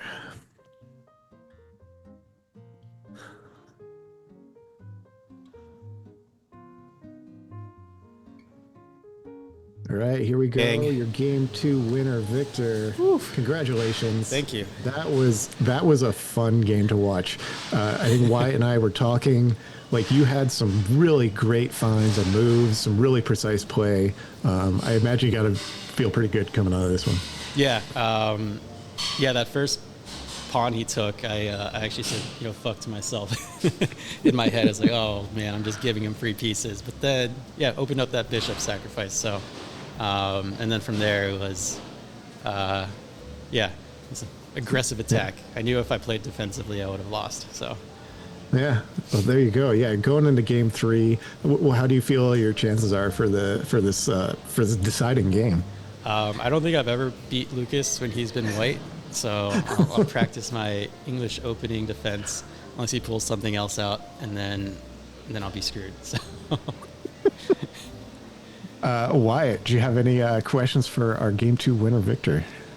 Yeah, Victor, you played an excellent game right there. You found a bunch of precise moves, but you had that little pawn at the beginning, and did you know when like he grabbed that second one, was that something that you had already seen? Were you hoping that he would grab that pawn there on the poison pawn there, or were you? That was a mistake. Happy accident. That's very happy accident that ended up revealing something aggressive. I think I'm always eyeing that bishop sacrifice, not to give away my secrets. To open up that king side just for attacks and everything, but I didn't quite plan that. Hey, fair enough, but that was some excellent play and good job seeing when the sack was available. Right. Excellent game. Thanks. Yeah, well, like I said, congratulations again. Game 3 should be awesome. So best of luck going into that final match of the series. Thank you very much. Got to practice my black. There you go. Tonight's game 2 winner, Victor. Thanks again. And I think we're going straight into our entrance videos for our final match. Looks like we got John swaggering in through the crowd. Oh, look at this. Hat off, waving. Looks like he's got some fans at 3 Magnets. Even in the back here. Yeah, there we go. Seems cool, calm, collected. Now, self-care. There you go. Non-alcoholic. Brewed at 3 Magnets. There's the... Wow, this is getting meta. There's the stream. Oh, there's Kyle. Doesn't seem to care for the attention right now, though. No, just wants chess. Understandable. Yeah. So Kyle, very withheld, maybe focused. We'll see. So this is our 4 and 5 matchup. John, this is the second game in the series, similar to the last matchup. John winning the first game as the white pieces, but they have flipped now. Kyle playing the white pieces. John on black. Again, like our other game. Kyle needs to win this to stay alive. A draw or a victory, and John moves on. Yeah, and I think I definitely prefer having the white pieces against John. I think John might have the best opening prep out of everybody inside the league, at least from what I've witnessed so far. Yeah, he is. He will study your games if you face him. So keep that in mind if you're playing John. Well, that's quite unfortunate. Switch things up. On a night. Yeah. John, can you tell us what you're drinking real quick? Can you tell us what you're drinking? I'm drinking a red cap cider from 3 Magnets Brew. Nice. Kyle, what do you got over there? Got a Super Goza from 3 Mags Brewing, where we are. Would you happen to be an owner of that company?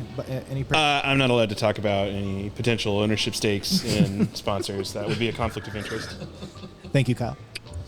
There you go. We got potential conflict of interest, maybe. I don't know. We'll have to see what the SEC rules are on that, but Kyle drinking her self-care and a beer made here at Three Magnets. Cider for John and Black. And Kyle accepts that D pawn.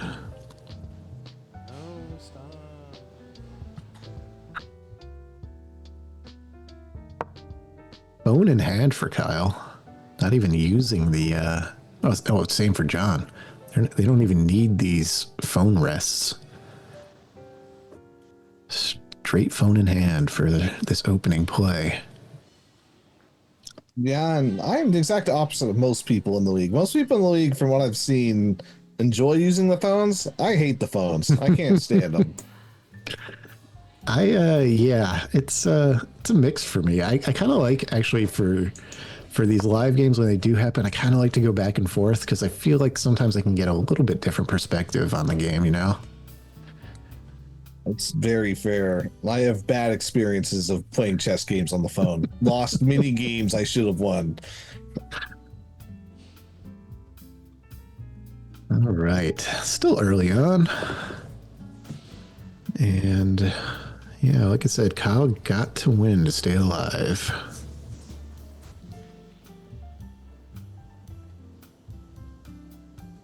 Yeah, I think either bishop move here I would like. Just something super calm like bishop e2, or something a little bit more aggressive with the pin on g5. Yeah, we've seen Kyle's gameplay in some of these games. He's come up with a strategy to really like trade down quickly and kind of almost get to the end game as fast as he can. And I think that's worked out for him a few times. See if he goes with that strategy here. I know it can be, if you're a little more aggressive without trading down, sometimes you can develop a few more chances to win, but hard to say what strategy to go with in these types of elimination games. Yeah, especially gets hard when you're playing against somebody that is as good as John out of the openings. It can be really tough. I definitely don't envy Kyle the position of having to win. But the good news is you are white, and with white, you do have a much better opportunity to control the game. Yeah, pretty sensible stuff so far, though. I think I'm sure we're probably still in some book somewhere. Nothing crazy coming out yet. Maybe we'll see that black bishop come out now for Kyle, the dark squared bishop. Yeah, I really like it coming out and then you developing the knight to the d2 square. I like that setup quite a bit. Get your knights covered, frees up that bishop from being able to move. I would think about playing rook e1 here sometimes as well. Yeah. C3. Okay.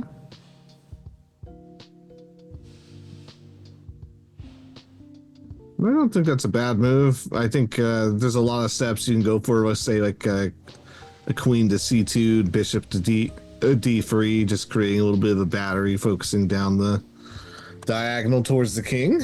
Mm-hmm.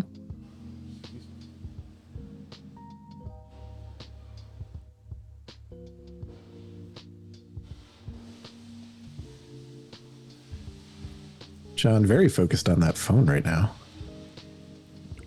Yeah, and I hate these kind of positions as black personally because it's like there's a lot of plans that white could go for here, and you don't really know what they're gonna do. They haven't really committed to anything yet. They have not played like a very strong committal move, so I really don't know what I need to do to wrest away control of the game. Yeah, I don't know. I think John still has that advantage of that first game victory. I think he can just kind of, develop and play carefully, and that just forces Kyle to commit to something, or likely commit to something, if he wants to, keep this series going. No, you're absolutely right. Yeah, and just play super solid. I think I would probably play a rook to D1 here, I think, but instead you get to be in light squared bishop. Yeah. Several. I feel like I've been seeing the fianchetto a lot lately in these recent games. People seem to like that strategy. Yeah, and if I was white here, I might just lash something out and play something like A4 here. It's a very computer engine-esque idea to play A4, but it grabs a lot of space, which is the benefit. And eventually it kind of opens up some of those longer files to have a chance to maybe create an attack on the queen side where all those bishops are going to be sitting staring at your king. Mm-hmm.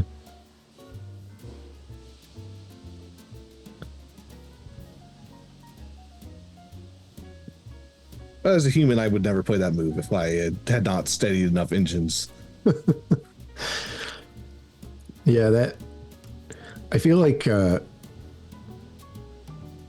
as people kind of develop their game from beginner to through the higher levels, I think that mid game pawn play is one of the hardest things to pick up. The strategy and reasoning behind a lot of it is definitely not very obvious at all. So unless you start seeing a lot of those, like you said, those kind of computer analyses and high level games, it can be really hard to kind of spot those and use those tactics.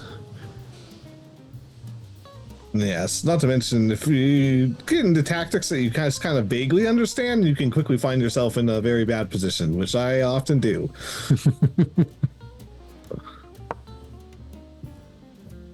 All right, so John defends the knight here. Looks like he's content to be a little more defensive still. I imagine we might see him kind of wait for, like I said earlier, wait for Kyle to commit to some sort of attack.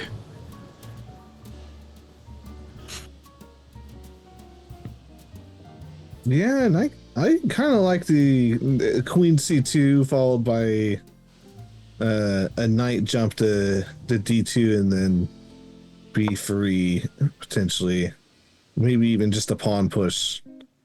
But instead we get a knight move, which I think just loses a pawn on the spot. Yeah, I think he goes out a pawn behind on this one.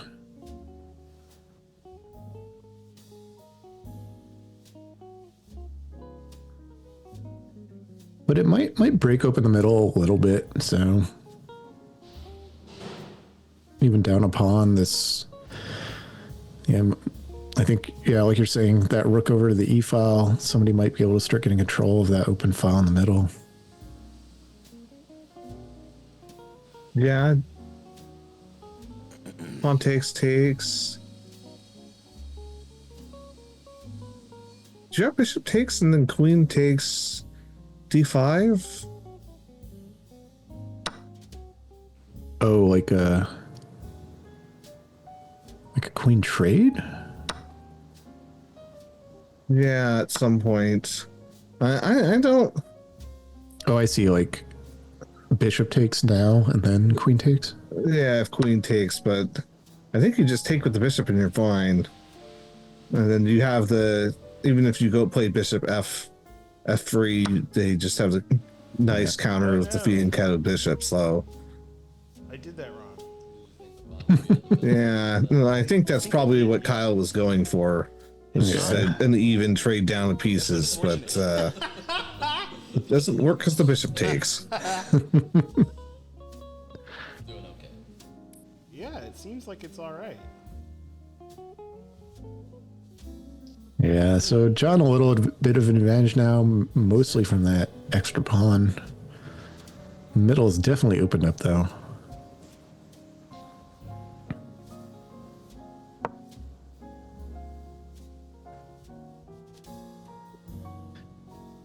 Cal attacking that D pawn now. A very human move.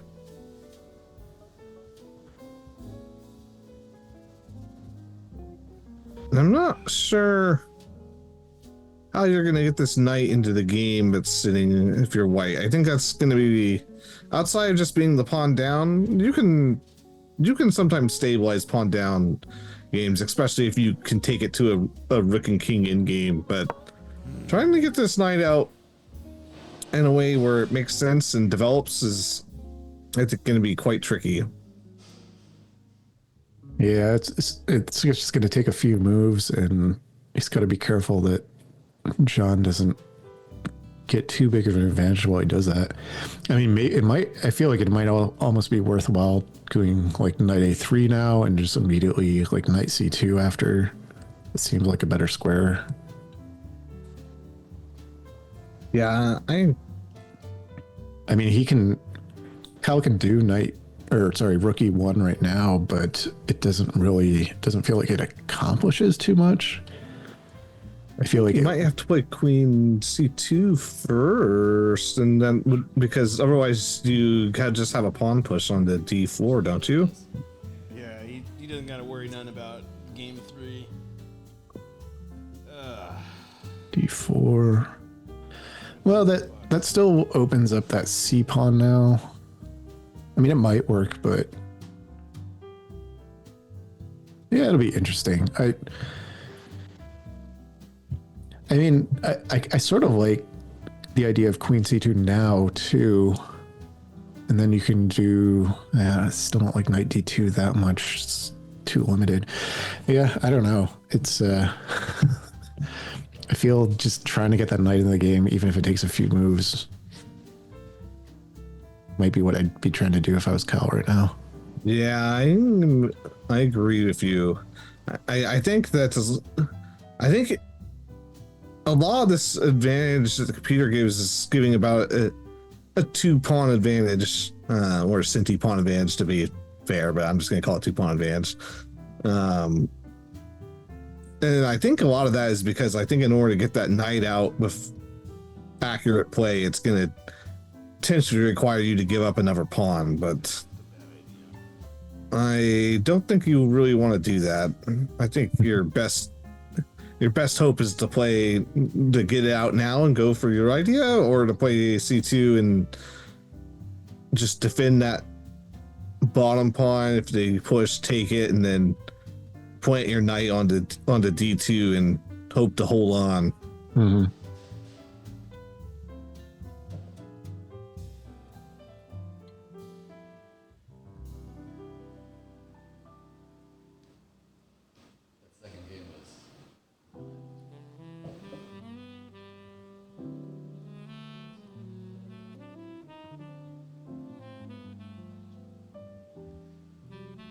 Do we have commentary? Did something happen? I believe we're still here. Oh, okay. Hello. We're just deep. We're as the commentary booth is as deep in thought as these players right now. It's kind of a dreamy position, you know. You just gotta sit back and think. We do get a move out to d2, which I think I would have played the queen first, but I don't hate it. Gets it out. You might be able to place it on b3 if you don't get that pawn push right away, preventing that push right away. Yeah. I mean, it didn't seem like Kyle had a lot of great options, so it's a little bit of a waiting move almost, but kind of the tables flipped a little bit after all those exchanges in the middle. John now, I think, with the prerogative to attack if he wants to. He had been playing fairly conservative before, so we'll see if he switches his style. Just live here at the board, Kyle was just looking at the security TV that's to my left, and you can see the TV in the pub from that TV. Is Kyle trying to get a slightly delayed I think he's trying to get some information. It's so small you can't see anything. I'm just bored. I'm not. It's not.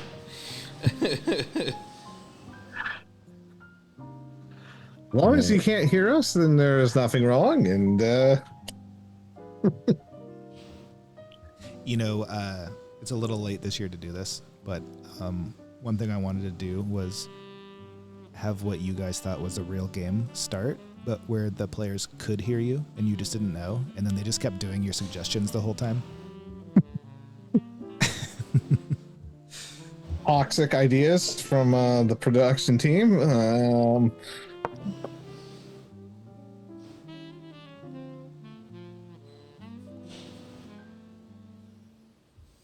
right, Kyle bringing out the queen now. Tagging the C pawn, but yeah, I don't know. John's bishops are going to start being very troublesome, I feel like, for Kyle soon. Yeah, I don't really see a way to prevent that.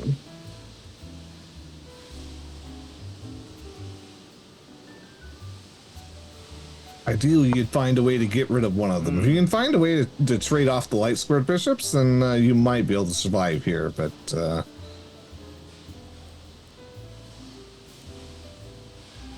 I wonder if Kyle does a rookie 1 and offers the trade. Might behoove him to try and take control over that e-file now. John with the light squared bishop still on the back rank.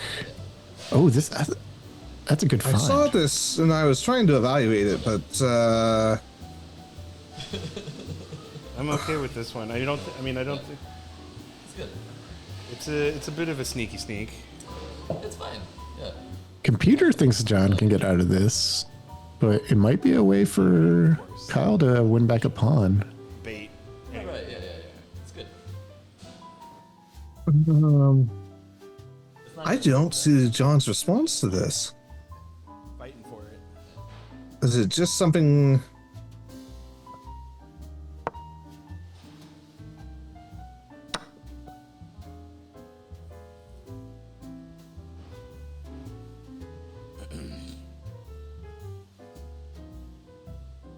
Yeah. There's probably something... Oh, it's a rookie. It's rook D8. Rook D8. Oh, yeah, I see. No, it's not that. It's... I think rook D8 still looks pretty good to me. Bishop.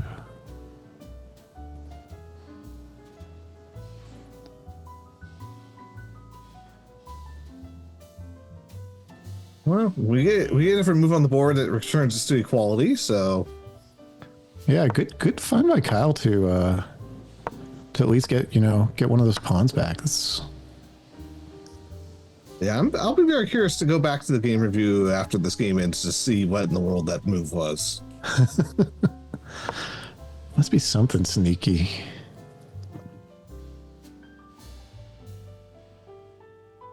Was it rook, or sorry, was it pawn b5? Yeah, I think it's b5. That's gross. You have to just sack the pawn on the bishop on the king. Mm-hmm.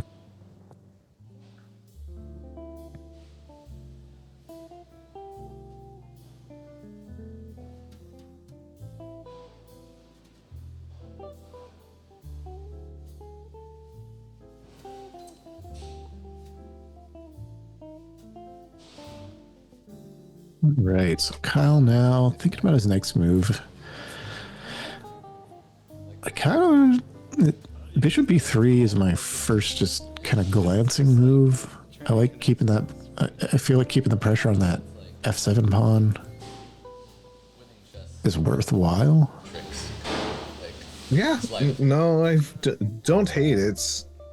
I kind of feel like you might walk into the pawns getting pushed up the board pretty rapidly, but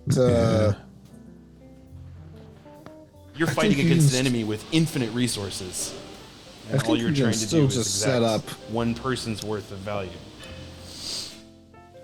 Eventually on that C2 square and be just fine. Yeah. I mean, I think, something like bishop f3 is fine too, because then it keeps pressure on that C pawn. For some reason, I like keeping that bishop more pointed at the king side. Not quite. No, I think it provides a lot more tricky attacks if you keep it pressured. Plus, it avoids any nonsense with eventually like a rook to D, the D8 taking the knight. Then you ended up moving your queen, and you would end up losing the bishop. Yeah, we know Kyle does like the tricky moves. If you go back, I think probably the second or third week almost of the regular season, John was way ahead, and Kyle managed to get a mate, hard to spot mate, turn the tables completely. And I know John was not happy with that, so Kyle a lot of times has little sneaky tricks up his sleeve.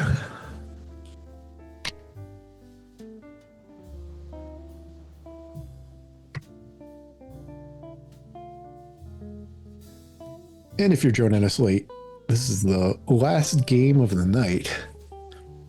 Olympia Chess Blunders coming from Olympia, Washington, 3 Magus Brewing, live. This is the playoffs. This is the top division. And this is the second game of the series between John and Kyle. Kyle needing a win to keep the series going. Yeah, and I think if you're John, even though you gave up that pawn, you gave up your advantage, you still feel pretty good about this position. It's pretty rock solid. There's nothing immediate that jumps out to me as like a very large weakness in the position. Yeah, I think John's overall position, I do like a little better. Kyle moves that bishop to E4. I don't like that a ton. Yeah, I get the idea because you're just planning on moving the queen back to C2 and carrying an attack, but then you're probably just going to end up trading this bishop here. Yeah, I feel if you're not careful, you could start to open up attacks on those minor pieces of the knight and the bishop. And if you're not careful, if something gets unprotected, it's a chance to lose material if you're not careful. But yes, almost. The nice thing is, if you're Kyle here, is that you almost have to find the queen C2 move, because that's the only move that really saves the position after, say, like a rook to D8. Mm-hmm. So it guards both pieces, and if you take the bishop first, then the knight can just move.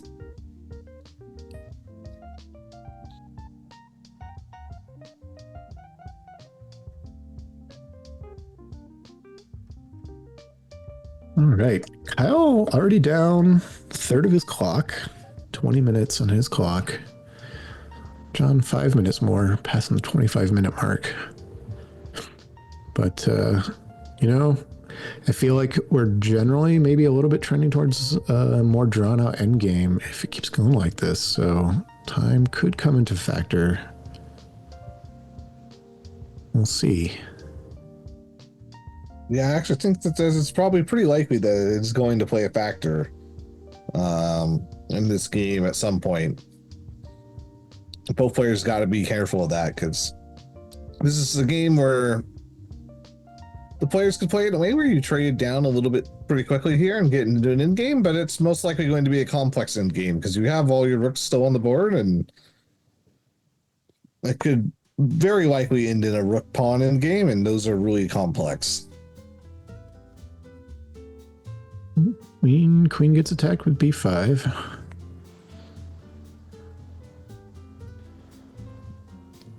I think, yeah, Kyle quickly c2. I don't think there was really any other move than that. Yeah, I think that just move makes sense for both attacking and defending purposes. Yeah, John quickly pushes that G pawn.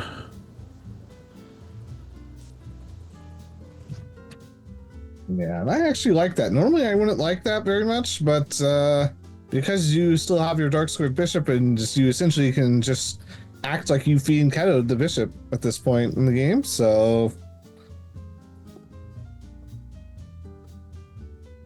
no weaknesses created for that knight to eventually jump in.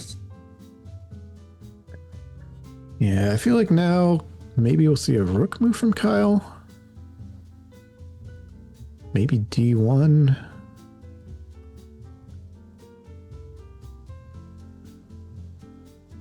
Yeah, I like getting the rook out of that corner where that bishop is eyeing that pawn.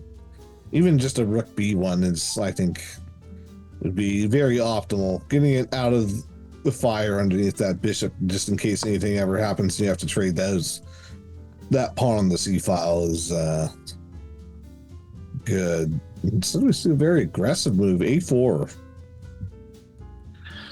There's the A4 you mentioned maybe 15 moves earlier, coming a little later, but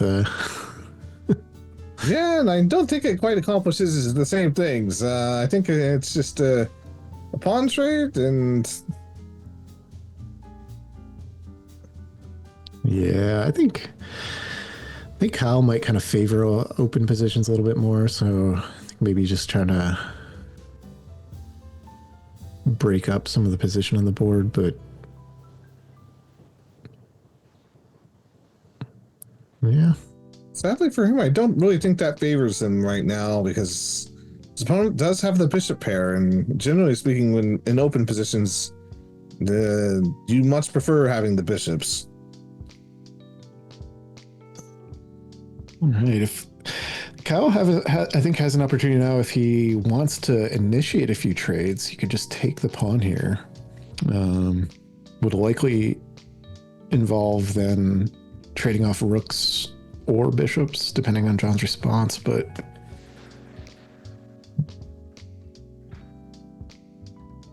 yeah, I think if you're Kyle here, you're really hoping that John chooses to get rid of the bishop, well, the light squared bishop.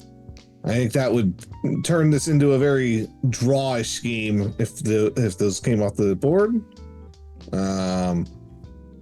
If a dark squared bishop somehow came off the board for the knight, then this game would almost certainly be a draw, because trying to win a game with opposite colored bishops is like pulling teeth. It is not very fun.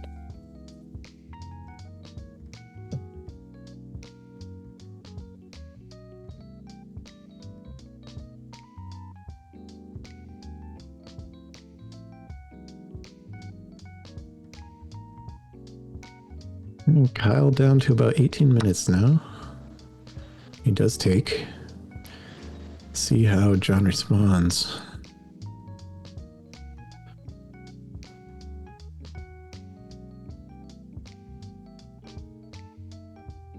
And this is where some of the match play might start affecting some of the moves on the board, because if I'm playing for a win here, I'm probably trading down the bishops and trying to get potentially eventually try to work my way to leave myself open for a pawn sack on that c3 to push my pass pawns down the board. But if I'm playing for a draw, I think I might take the other way, and John does. Kyle quickly trades the bishops.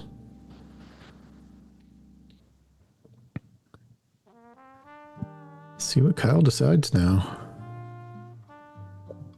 Yeah, if I was in John's position, I think I would have probably taken with the Everway, given the match situation, but I don't think either way was incorrect.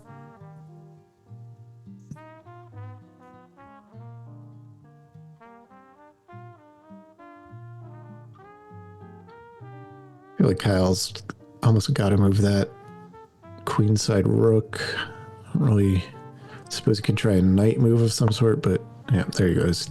Moves it to the E file. Offers another trade.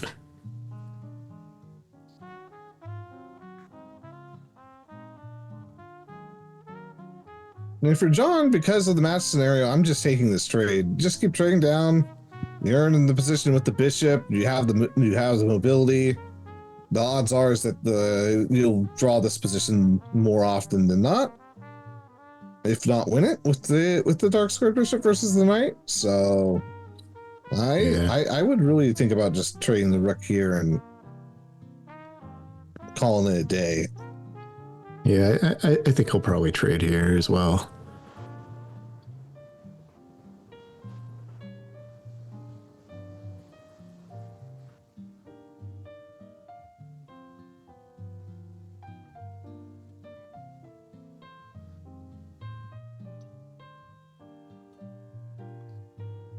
John a little bit more of a time advantage, so I think he's got some leeway to think about this.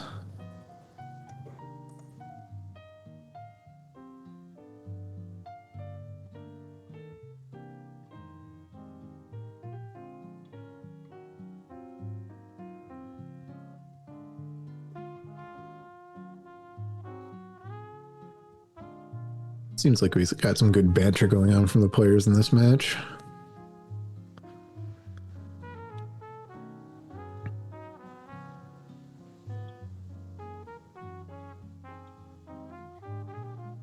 Yeah.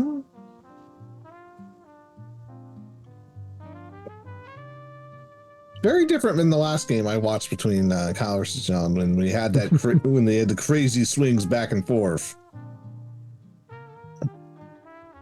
For the most part, it's been a pretty even, well played game where neither players really had a humongous advantage. I don't know what that means.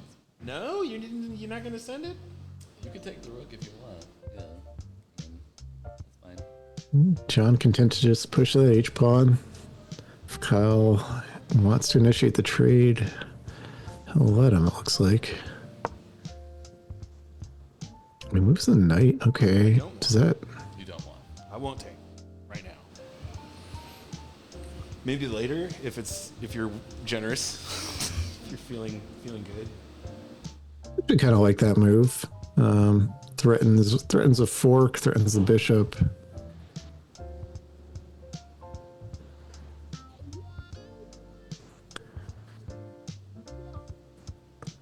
I quickly cleared what I was drawing there.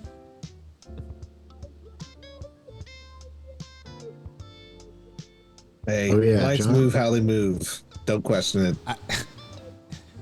It was about 3/4 of a symbol that I didn't mean to draw. I didn't know you drove a Cybertruck.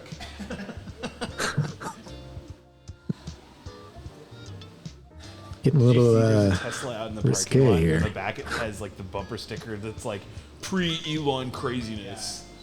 Like that's never been the case, but okay. This has been Chess Politics Corner.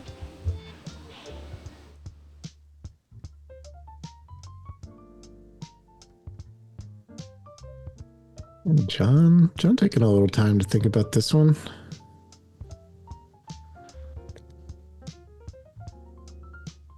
Yeah, he's got himself an unpleasant move, I think.